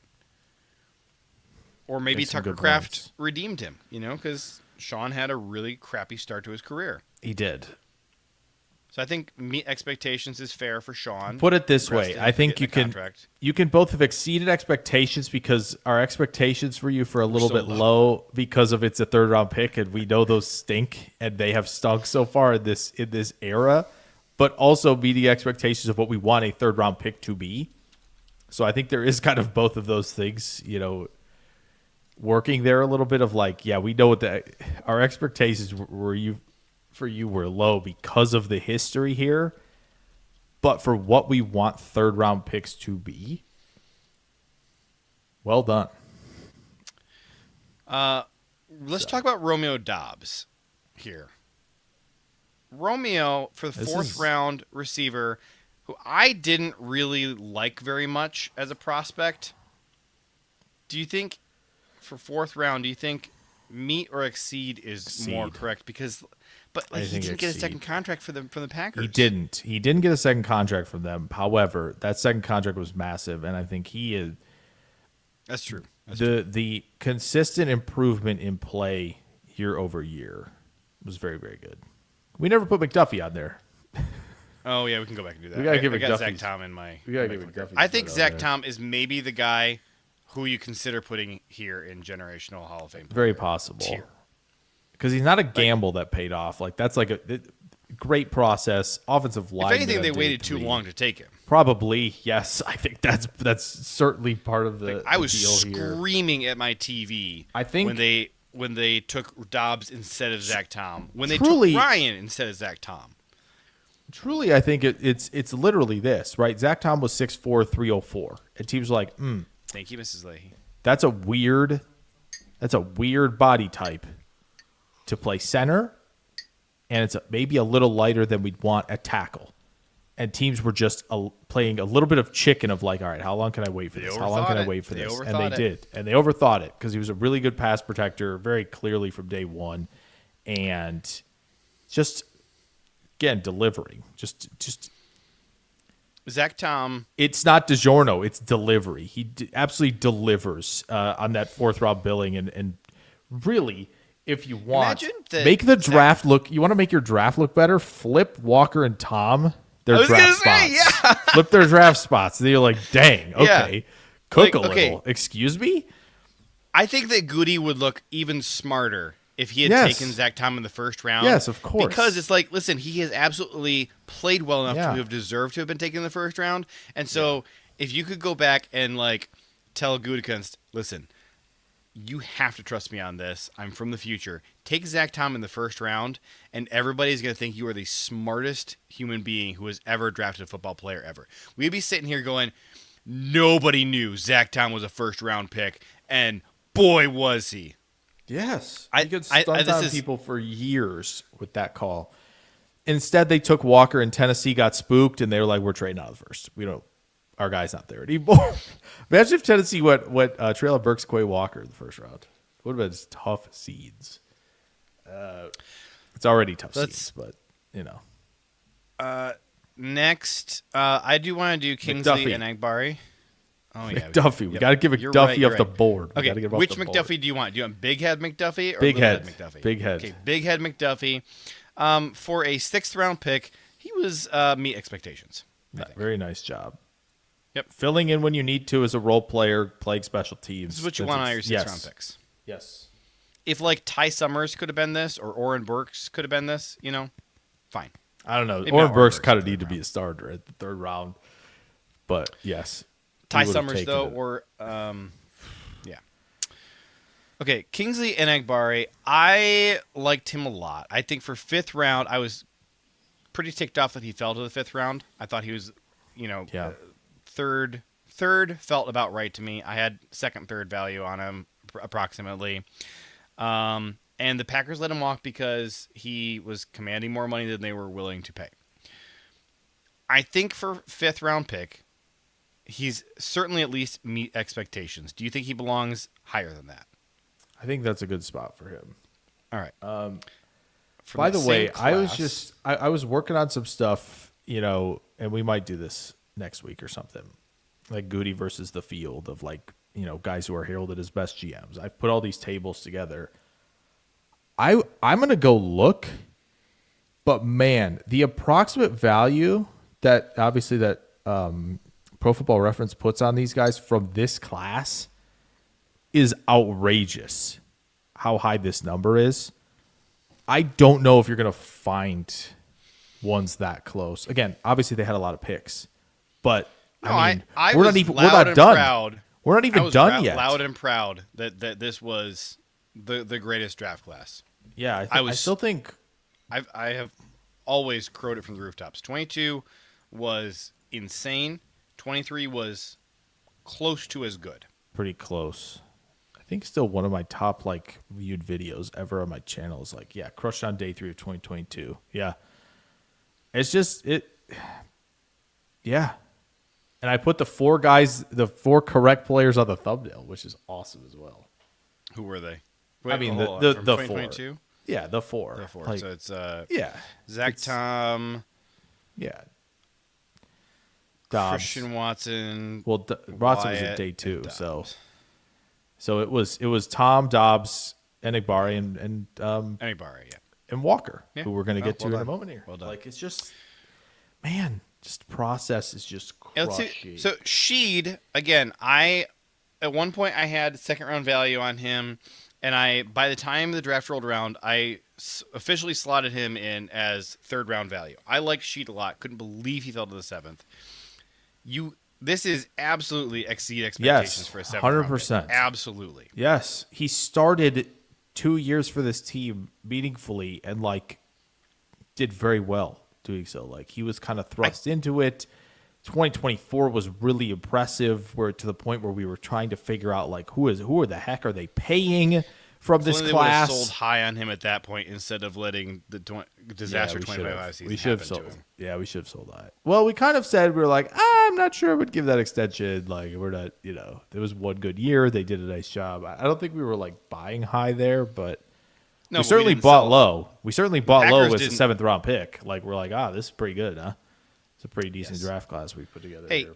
look, I thought that I was smarter than Gutey for putting a third round value on the guy. Gutey was smarter than me though because he got him for a 7th. So there. Yeah, and he got other he got other players who start. It's just 22 was a masterclass, and just trying to think about how much better it could have been. Goodness sakes, if Devin Lloyd was the first pick in this class, holy smokes, man! Goodness sakes alive. So They might be thank talking about it goodness as for one of Sheed. the classes of the 2020s, and they might still. Again, I'm looking might back. still. I'm trying to find classes that are matching this right now. 2022 7th round pick is good, or 7th round. It's a good thing we had Sheed because the rest of the 7th round was kind of a wet fart. Which Tariq is Carpenter again, seventh was a bust. rounders, seventh rounders. But even for his 7th round, Tariq never did anything. John Ford, I'm going to put in notably bad process. He made no sense as a pick. Yeah, He has kind of created for himself some semblance of a respectable NFL career, but he's never been good. And the amount of times he almost had to go work at McDonald's is impressive. And the draft pick itself made no sense. This is not a guy who other teams were going to be falling over themselves to go sign in undrafted free agency. His RAS began with either a 0 or a 1. The only thing he was remotely good at in college was not defending the run, as you might think. It was blocking for field goals. It's the only thing he was remotely good at in college. yeah. We don't need to be drafting niche field goal blocker type of deal. And then never playing him there, by the way, in the NFL. Just a weird deal. Toure, I want to put in a tier of I just hate this guy, but I'll put him in bust. I'll be nice. He's just a bust. Even for a 7th rounder, he was a bust. LVN, I feel like meet expectations is kind of just fair for right now because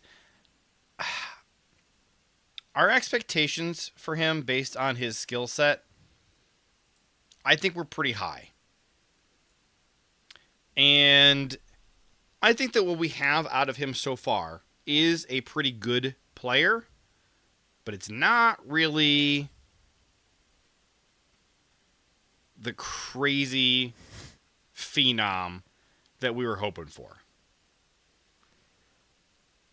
Yeah, I'm just looking at this just again, not to. I would say bubble like here. maybe this is a guy, one of the few guys you could say should we put him in too early to judge. So, all right, 31 picks in the first round of this one. Forget why.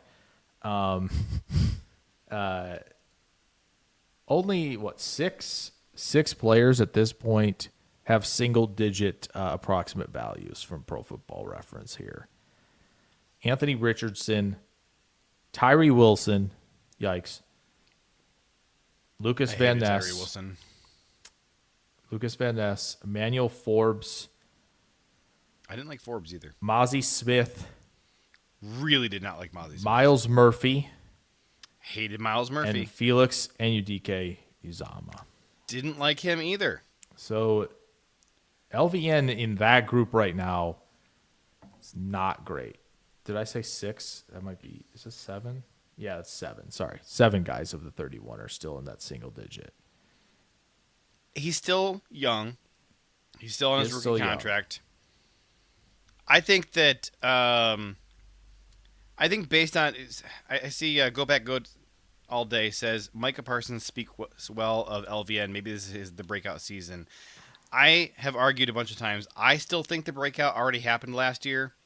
You didn't see it you didn't really notice it because of the injuries robbing us of playing time with him. What are you saying? Where'd it go? No, it's like, yes, we were blinded by a bunch of other things. Players going down, losing streaks. But I will tell you, lot although of I think the stuff. breakout already happened, if he has a bad year in 2026, That will be a problem. Yes. that will be a huge problem, and that will erase all the warm and fuzzy good feelings that I have from how well he played Yeah. last year. Listen, as somebody who really didn't like the pick, but was still thankful it wasn't Murphy. We could actually be in too early to tell territory here somehow, which is kind of a crazy Yeah. thing to say. I made that kind of case. think we I think still it's, might. I think. which is crazy. Look, okay. He could It's not- eventually it's not end bad up process. In I mean, Gamble well- That Paid Off, right? Gamble That Paid Off is Yeah, out there. For that him. could happen. That's in the range of possibilities for sure. Let's say I think too early to judge. It probably is not fair for most players, but LVN probably is that weird alien case where it is accurate.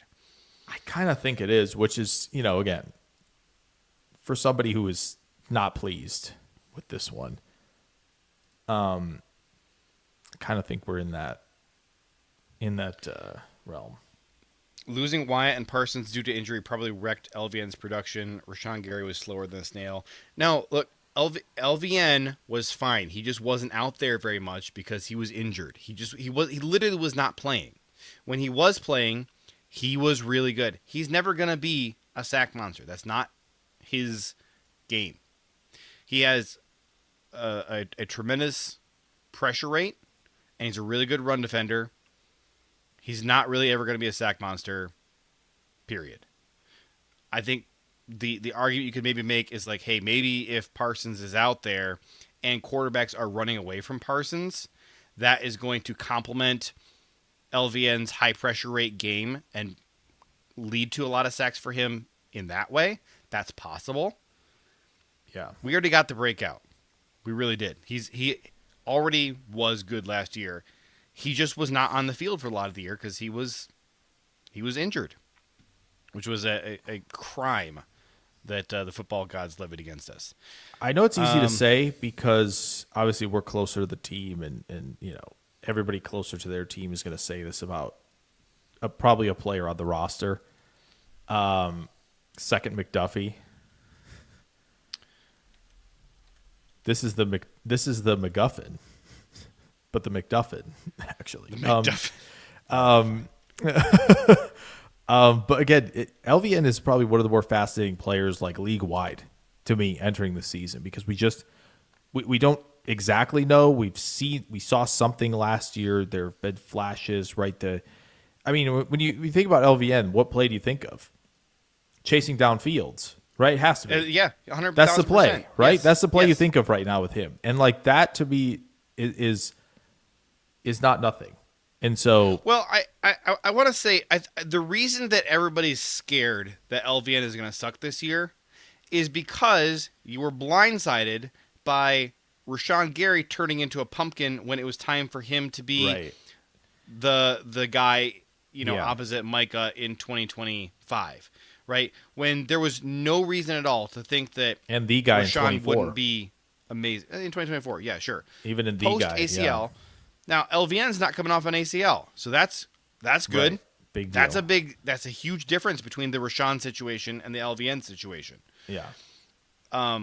Listen, and then I think, whatever the heck was going on mentally for Rashawn, where he was just clearly checked out. yeah. Not like, what was like the defining characteristic of Rashawn once he had to be the guy because Za'Darius was gone? It was like, oh, leader. Yeah. Vocal guy. And then what's your lasting memory of like the end of Rashawn's career? Is like kind of what Devondre turned into, right?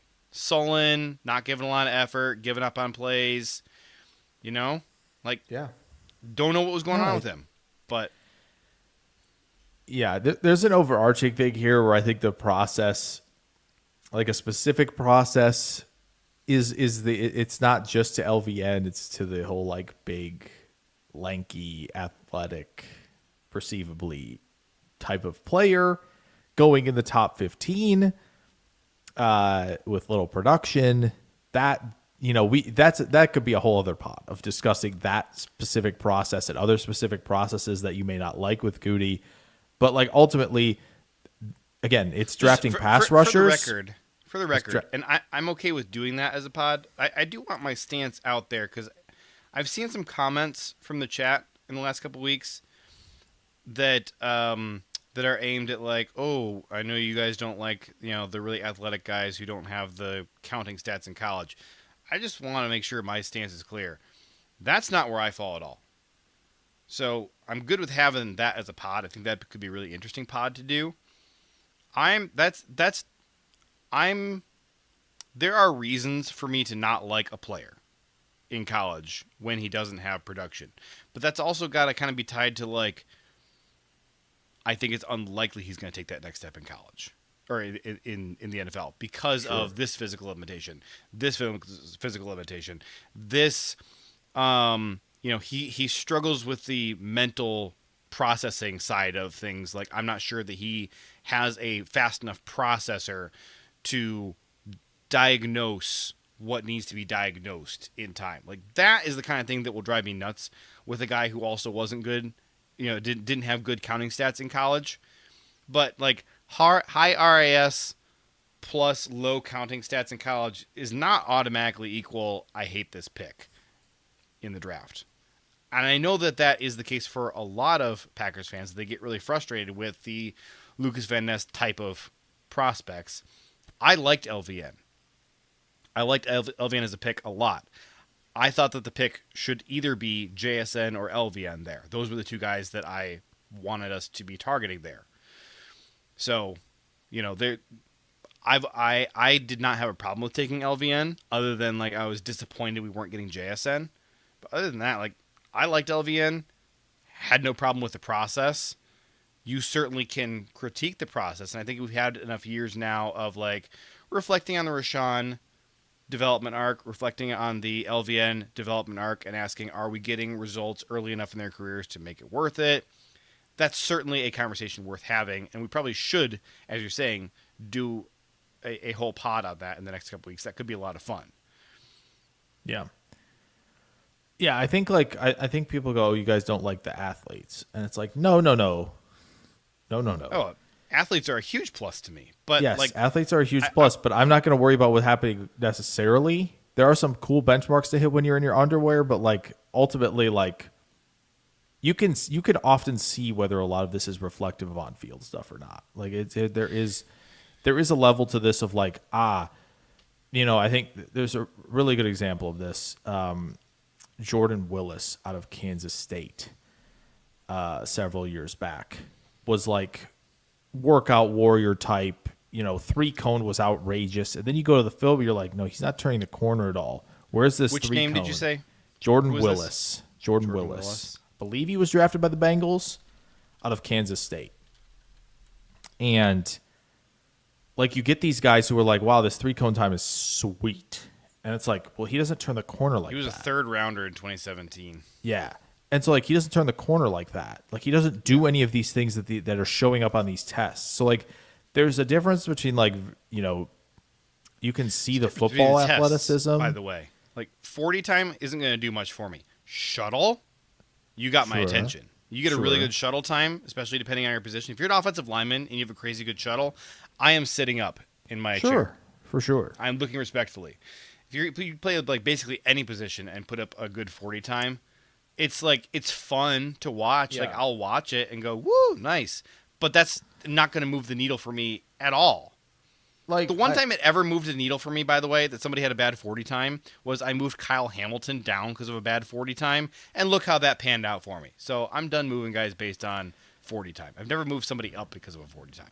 Yeah, I think like obviously don't double count and all that stuff, but like a really good example of this was like JSN posted just outrageous. I don't remember if it was short shuttle or if it was the 3 cone, but it was just a cone, yeah. freaking ridiculous number. And you go watch him and you go, yeah, he does that. He does that all the time. Like he's very clearly in and out of the breaks very, very quickly. So it doesn't surprise me that he's taking very limited steps around these cones and posting good times. Like very clearly he could change direction, sink the hips, explode out of stuff like at a high level. Like that's clearly there versus guys who are doing that in the 3 cone. And it's like, I don't see this when the pads are on. Right. So like some of these athletes who are like, again, really hate calling guys out like this. Obviously, Eric Stokes ran the 4.25. That's super dope. Like cornerbacks, you can run with guys down the field. But the stop-start isn't good, right? On film, changing direction, all of that. Same with Quay Walker. It's cool to see him, kind of running the alley. Like when he's not the primary and he's away from the play, right? Coming backside and like running the alley in college in Georgia. That's awesome that he can do some of that. Linebackers a lot more than that, running a straight line to go, get to some of these. So like, I don't know. We get like the oh, you like the athletes type of thing. It's like, yes, we don't like the like underwear athletes who are clearly not that.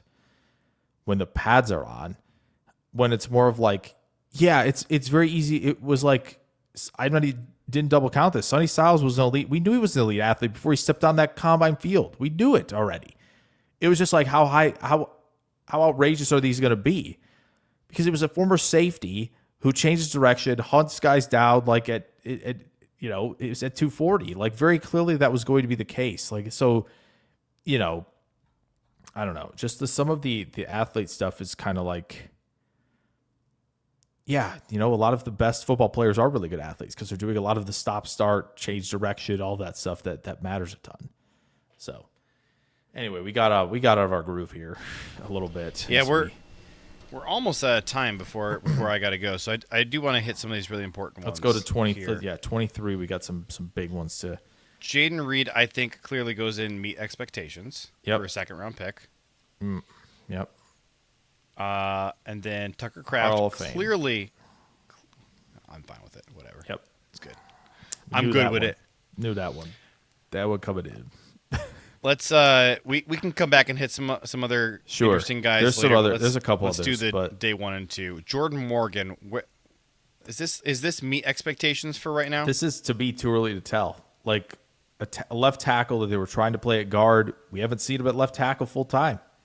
To me, they're still kind of waiting. Still kind of wait and see. Where are you? Like it was clearly a good process. Needed offensive line. They wanted to go get it.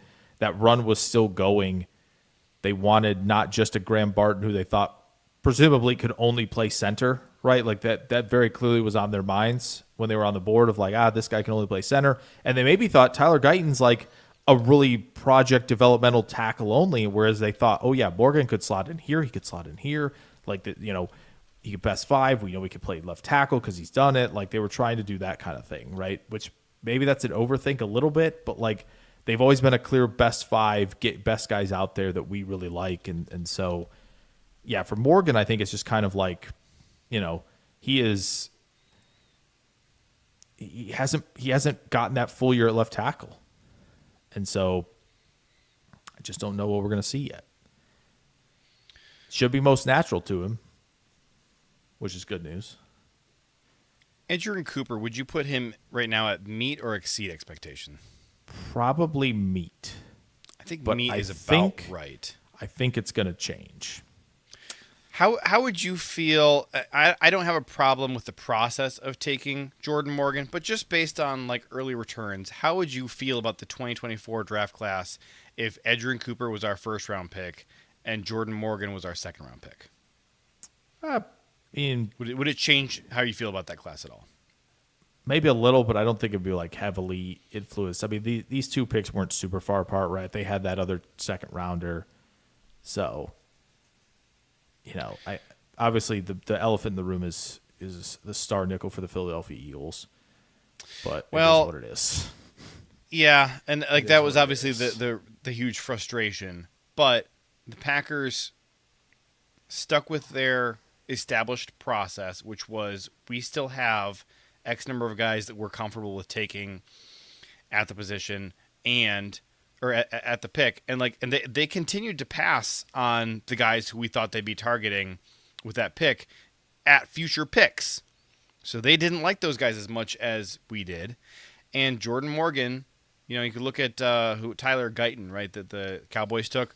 You could say like Jordan Morgan and Tyler Guyton were the last, good tackles left in that pretty darn good tackle class.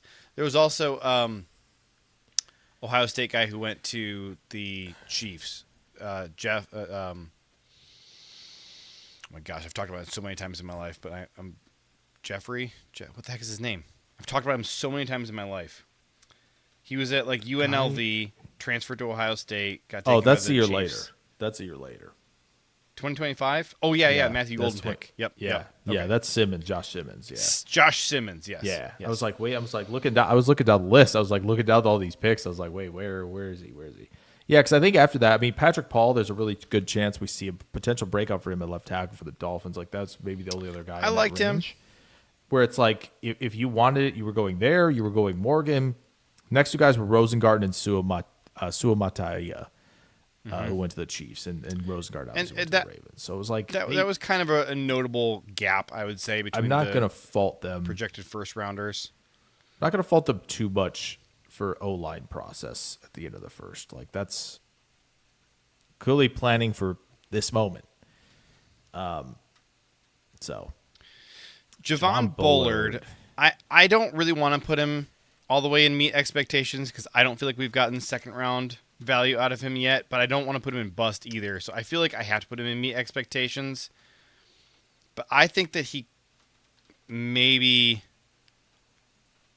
could end up a little bit below expectations without being a bust. He's clearly not a bust. yeah, But I think he's been a bit below expectations. sure. Maybe we need that Marshawn, tier. I don't know. Marshawn Lloyd, as of right now, unfortunately, belongs in bust because he just hasn't played. Yeah, Tyron Hopper, though, is this Tyron Hopper? That doesn't look like a Tyron Hopper. Tyron Hopper, I'm putting in bad process. It was a baffling pick in the third round. yeah. I think he would have Didn't to. love it. I think he would really have to become a good starter this year to cash in on the draft capital we invested in him. Yeah. Luckily, we got a guy Process who's made no sense. Yeah. You want? We can just. Luckily, do we got a guy. Luckily, we got a guy who's like delivering third round value and more. Yeah. As a fourth round pick that they moved up. I mean, for. second Like, round. Evan has been better, notably better than Javon. the Evan approximate goes value and would exceeds say just expectations. barely, but I do think his play has been markedly better. Well, Evans missed some time though. Apparently, it hasn't been. He hasn't delivered more value than Jordan Morgan, according to this, which I don't quite understand. I'm not sure on that. I mean, one. Jordan has played a lot. He just hasn't played at his spot a lot. Yeah. To me, it's Cooper. Then it's Williams. I think from this class so far, it's in terms of what they've returned, but just on a flat like what they've returned, not what they've returned for their pick, just what they returned. Like, Let's do Jacob Monk here before leaving this. Let me see. Let me make Sure. sure this is Jacob Monk. I'm looking at my cheat sheet. Jacob. What does it look like? Where's his face? no, I think This Monk is is Jacob the first Monk. one. Yeah, This is I Jacob think that's Glover, right? I'm putting him in notably bad process. They traded up twice didn't to like go that. get this guy who is too small to play NFL football. Maybe he can make work at center, but he sure can't be a guard. Yeah. This is a bad process. Ultimately, It's this kinda draft hard is to make a 5th-round pick a bad process, but yeah. Ultimately, it's going to be very difficult because I think really this class had a chance to be a really, really good one, and it still can be, but it's going to get dragged down by the 3rd round, most likely. might get And the dragged 3rd down round's by- really going to be yeah. really going to be a detriment to this class, unfortunately, and that's not good to hear as we continue rolling through these next couple classes where the 3rd round has been. So I think right now you're hoping that Edgerrin and Evan continue on their current trajectory, and you're hoping Yes. that Jordan Morgan and Javon Bullard take a step, yeah. and then if you can get anything out of either your 3rd rounders, I think at that point you feel pretty darn good about this class. But it's certainly within the realm of reachable outcomes for this to age like milk. Yeah. I want to also take Travis Glover here. I'm putting him in notably bad process because he was an undraftable football player. I don't understand what they saw in him that made them think, hey, let's get him on the roster. I don't think he would have been drafted if the Packers did not take him. I think he was going to go undrafted. Yeah. And it's not like he was like a late 7th rounder. Like they took him in the 6th. A lot of guys went after him. Yeah. Let's see. Let's do Carrington though. Carrington, I think, he's worth ranking here. Wait, that's not Carrington. Where is Carrington? This is Carrington. Carrington is No? left of the guy in the This is Eagles Carrington. jersey. Yeah. This is Carrington. Left of Lou Nichols. That's Lou Nichols. Carrington, for a 7th round pick, he's got to go in exceed expectations for where they drafted him. They've gotten a lot of play out of him. But is it good play? You want to just put? Has I he don't met know, the man. expectations of a 7th round I pick? can't get Derrick Henry stiff arming him into oblivion out of my head. Derrick Henry is 3 times his size. I know, but like that and then just all the tackling attempts. Listen, it behooves teams to draft corners who can tackle because then offenses have to take you into account, and I just don't think they have to really take them into account when they run the football, which is not where you want to be. Let me ask you this. Would you rather... I meant to ask you this earlier when we were doing Tucker Kraft. Would you rather have to tackle Derrick Henry or Tucker Kraft?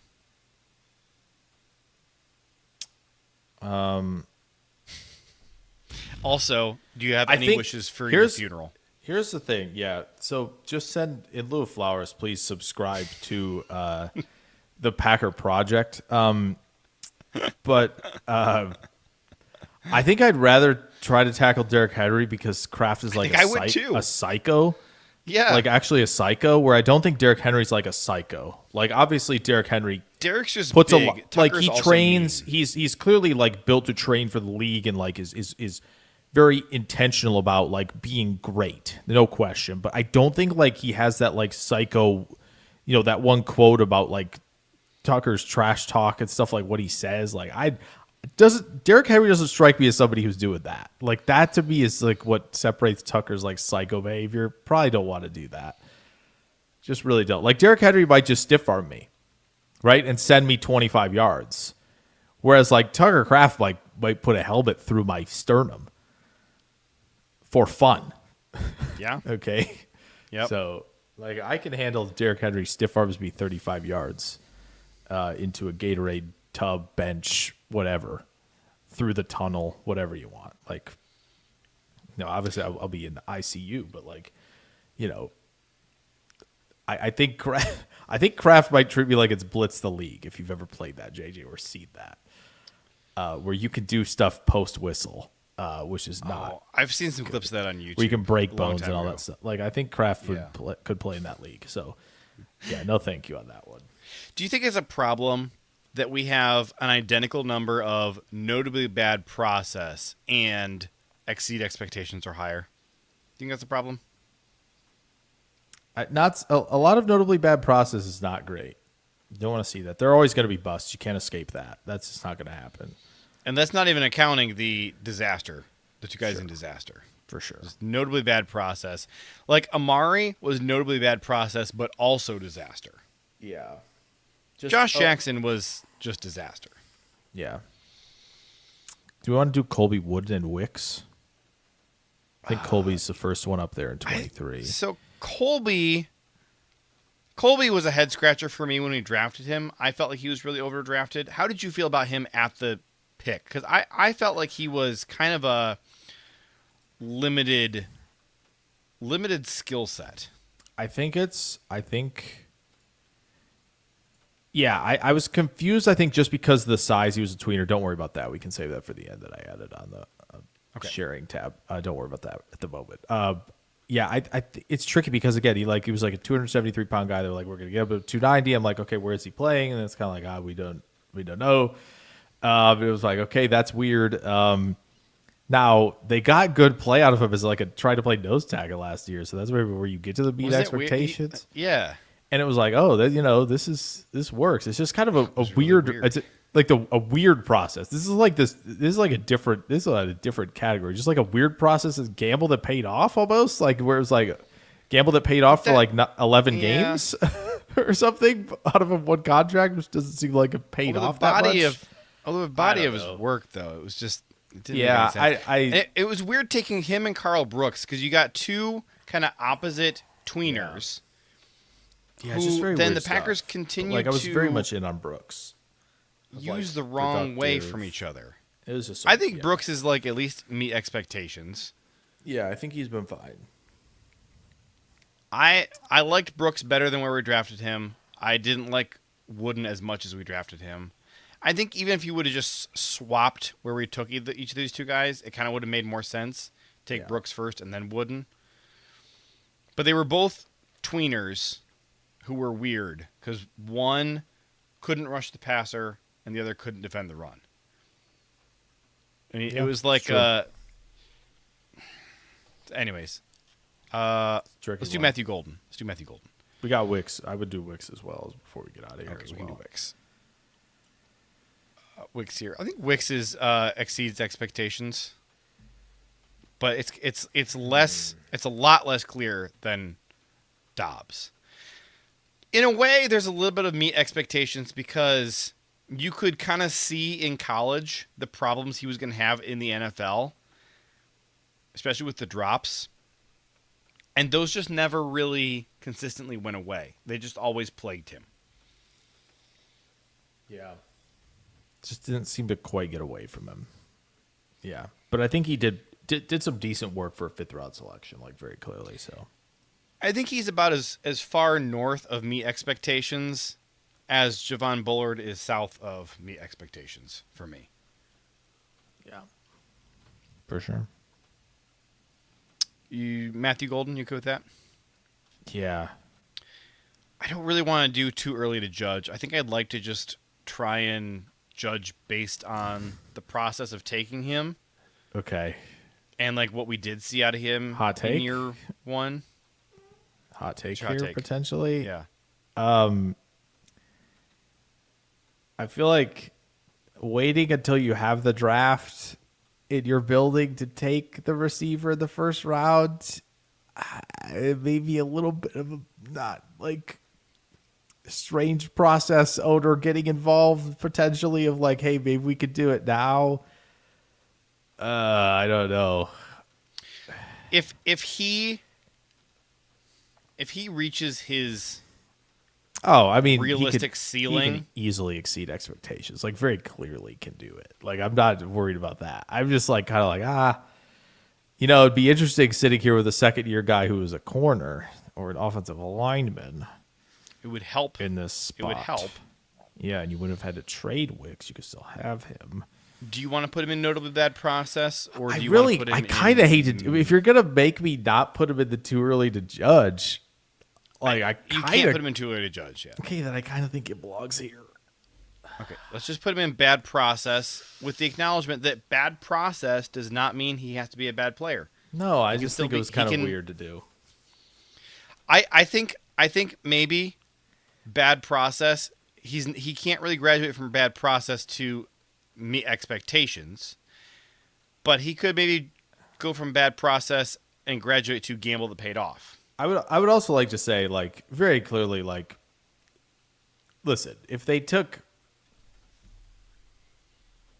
like, oh gosh, they took Loveland or Ibuka with like tackles and corners still on the board, like guys like that kind of also not be like super great. I would be on board as well. Like I was on board with them picking Golden, but I'd be kind of like, this is an interesting thing to do in this spot, all things considered. But also, like, Ibuka was more of a defensible pick on paper anyways because of the skill set, you know? Like, I get, yes, I know, but, like, I kind of, but also, like, I think Ibuka's, like, technical proficiencies with quick coverage reads and, like, catch point stuff, yes. I don't know if he's going to be a better boundary player than Golden is. He can still be a better player, but I don't know if he's going to be a better boundary player. Like, he was doing good stuff last year of, like, winning vertically as a boundary player. I don't think he was super successful with a lot of other stuff as a boundary player, whereas, like, very clearly as a slot player, like, in flanker a little bit more, he was, like, they were throwing him at X because people were missing games. It was like, this is not, like, where we want to be. Ultimately, I think, like, both of these guys are going to be pretty good Z's, and, like, again, Ibuka's going to probably be a slot demon because he can he's just, I think, a better coverage reader. Like, I get Golden ceilings higher, Ibuka's floor, but, like, even then, I still feel like it is just kind of a weird, like, with a loaded room, I get that you're kind of preparing for an exodus at receiver. To me, it was still just kind of like a strange move.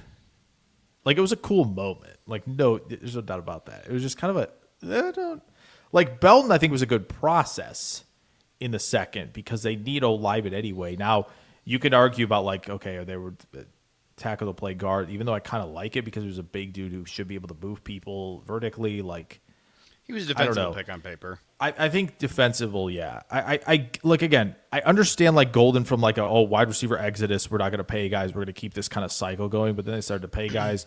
So there was that little bit of, like, okay, well, you know. So I get, like, I don't know. Like, I don't. Again, I'm not. You're making me put it in a spot. Like, you're making me put it somewhere. You're making me put Golden somewhere. Like, he can't go anywhere else at the moment. There's nowhere else to put him. You know, if we're putting Belton in too early to judge, we can put Matthew Golden. Like, Golden, that's where he belongs. He's only had 1 year right on the now, field, right? Like Golden belongs in too early to judge. But, like, ultimately, it was kind of a strange thing, where it was, like, kind of a played up, you know, moment a little bit of, like, you know, are they doing that if the draft's not in Green Bay? Are they doing that? Maybe not. It's it's maybe at least a question worth asking. Do you think Savion belongs in too early to judge or bad process? He's very toolsy, athletic freak, but also probably always was going to be a long shot to be able to develop into a good NFL player. Yeah, to me, this is like the type of swing you take on, like, day 3, which I know, again, third round, close enough to day 3, but again, we've kind of still held others to the standard of the third round of, like, we want you to be able to be, you know, starting within a reasonable time frame, you know? And so it's kind of like, you know, we've been kind of crapping on Tyrod Hopper, it's not been good right now. And, like, DeGuara, bad process in the third of, like, looking for niche players. Now, Savion was a much better prospect than Hopper or DeGuara. Now, the one thing is if they treat him like a gadget player his whole career, then it's 100% bad process, because why are you taking a gadget receiver in the third round that you don't trust to do anything else? You know what I'm saying? But then shouldn't we also that should be shared blame between Gutey and LaFleur then at that point?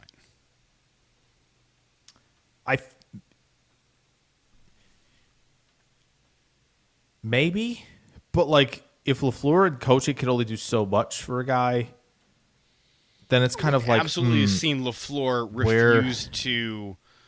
We've absolutely seen LaFleur refuse to use capable players early on just out of principle. We've absolutely seen that just because he just doesn't trust them.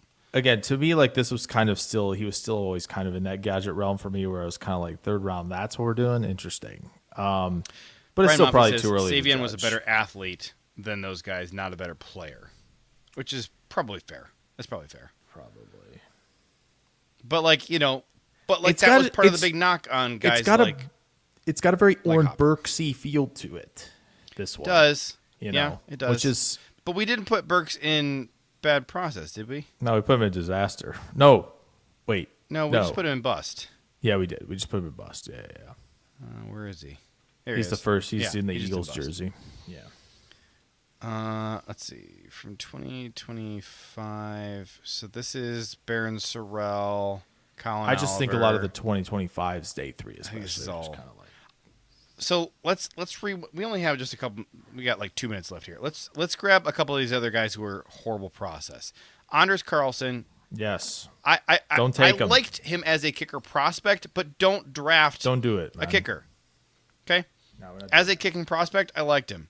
As a draft pick, don't draft kickers. that. Yep.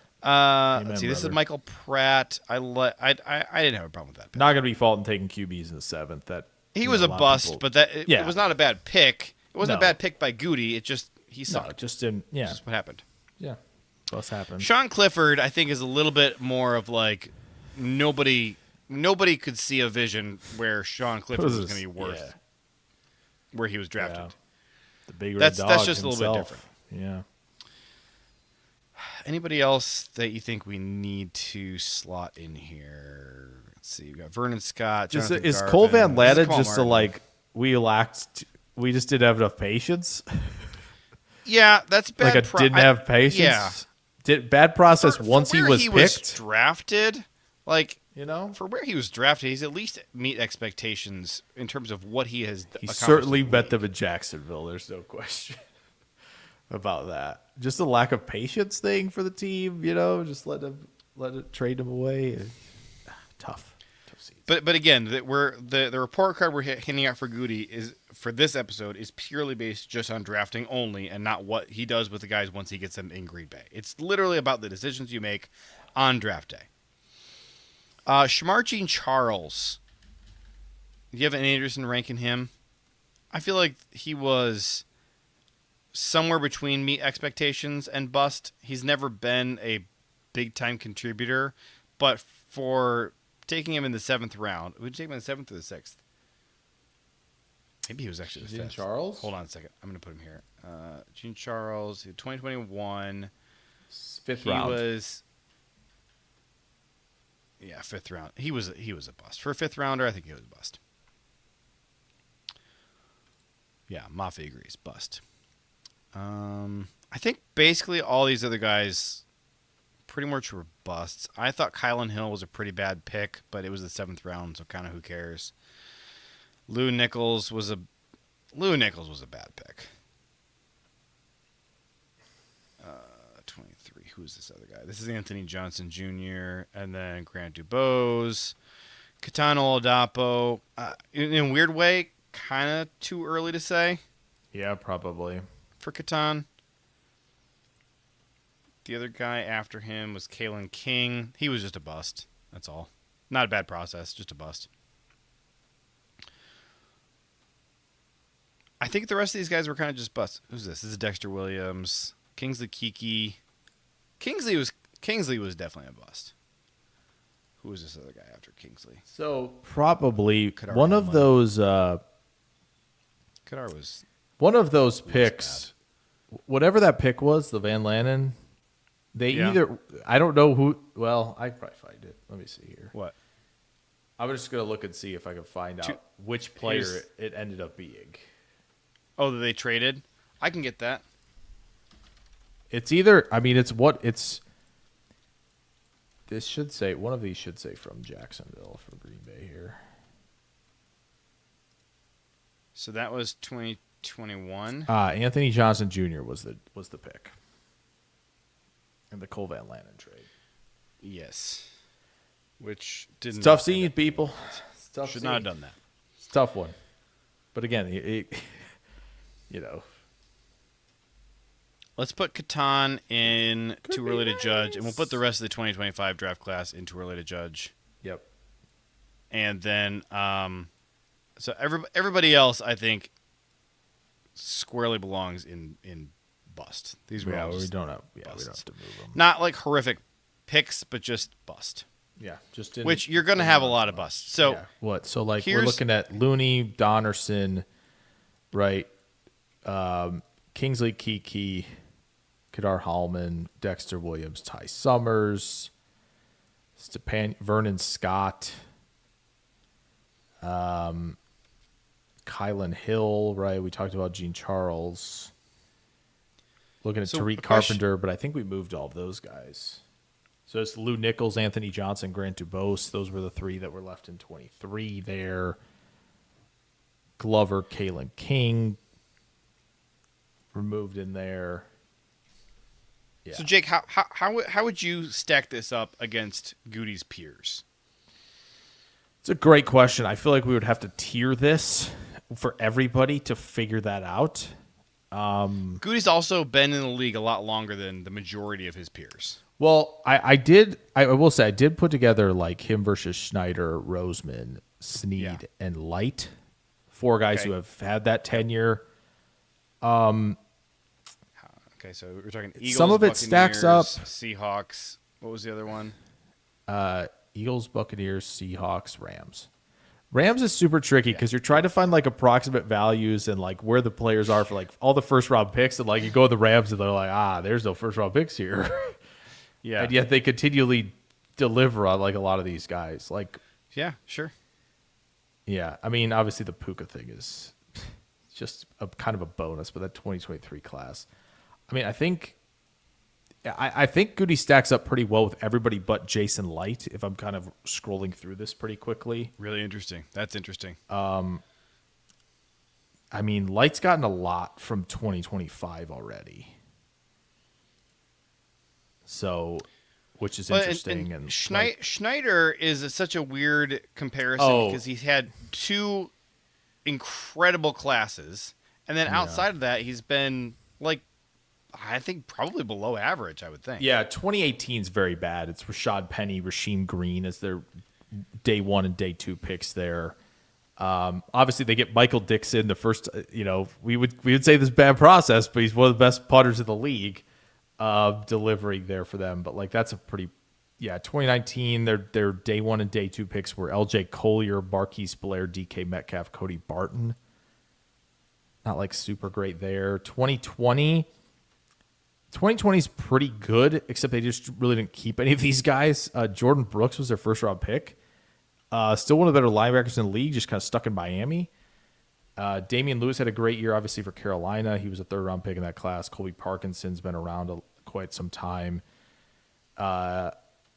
Seattle had a 3-pick 2021 class. D. Eskridge, Trey Brownstone, Forsyth, 2nd, 4th, and 6th round. Not much to say there. But then, as you said, you start to get into the meat of this, what built the Super Bowl roster. And it's 2022 Charles Cross, Boye Mafe, Ken Walker, Abe Lucas, Kobe Bryant, Reek Woolen, and Bo Melton was in this draft class as well. Sticking around the league, just not for them. Crazy good. 2023, obviously Witherspoon and JSN, right? You get Derek Hall, you get Charbonnet in here, you get Olu Olutimi in here.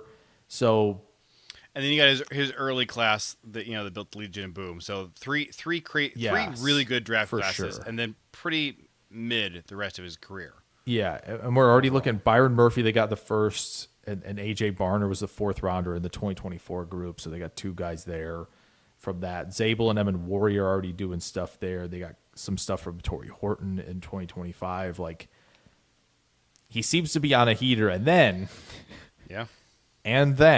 we take a running back in the first who really didn't belong there. So that's might be coming around. It might be coming back around for Schneider a little bit, where you get on that heater and then you're like, hey, nobody can threaten me with anything anymore. You're like, I'll take a running back in the first. I'll take a 24-year-old safety in the second.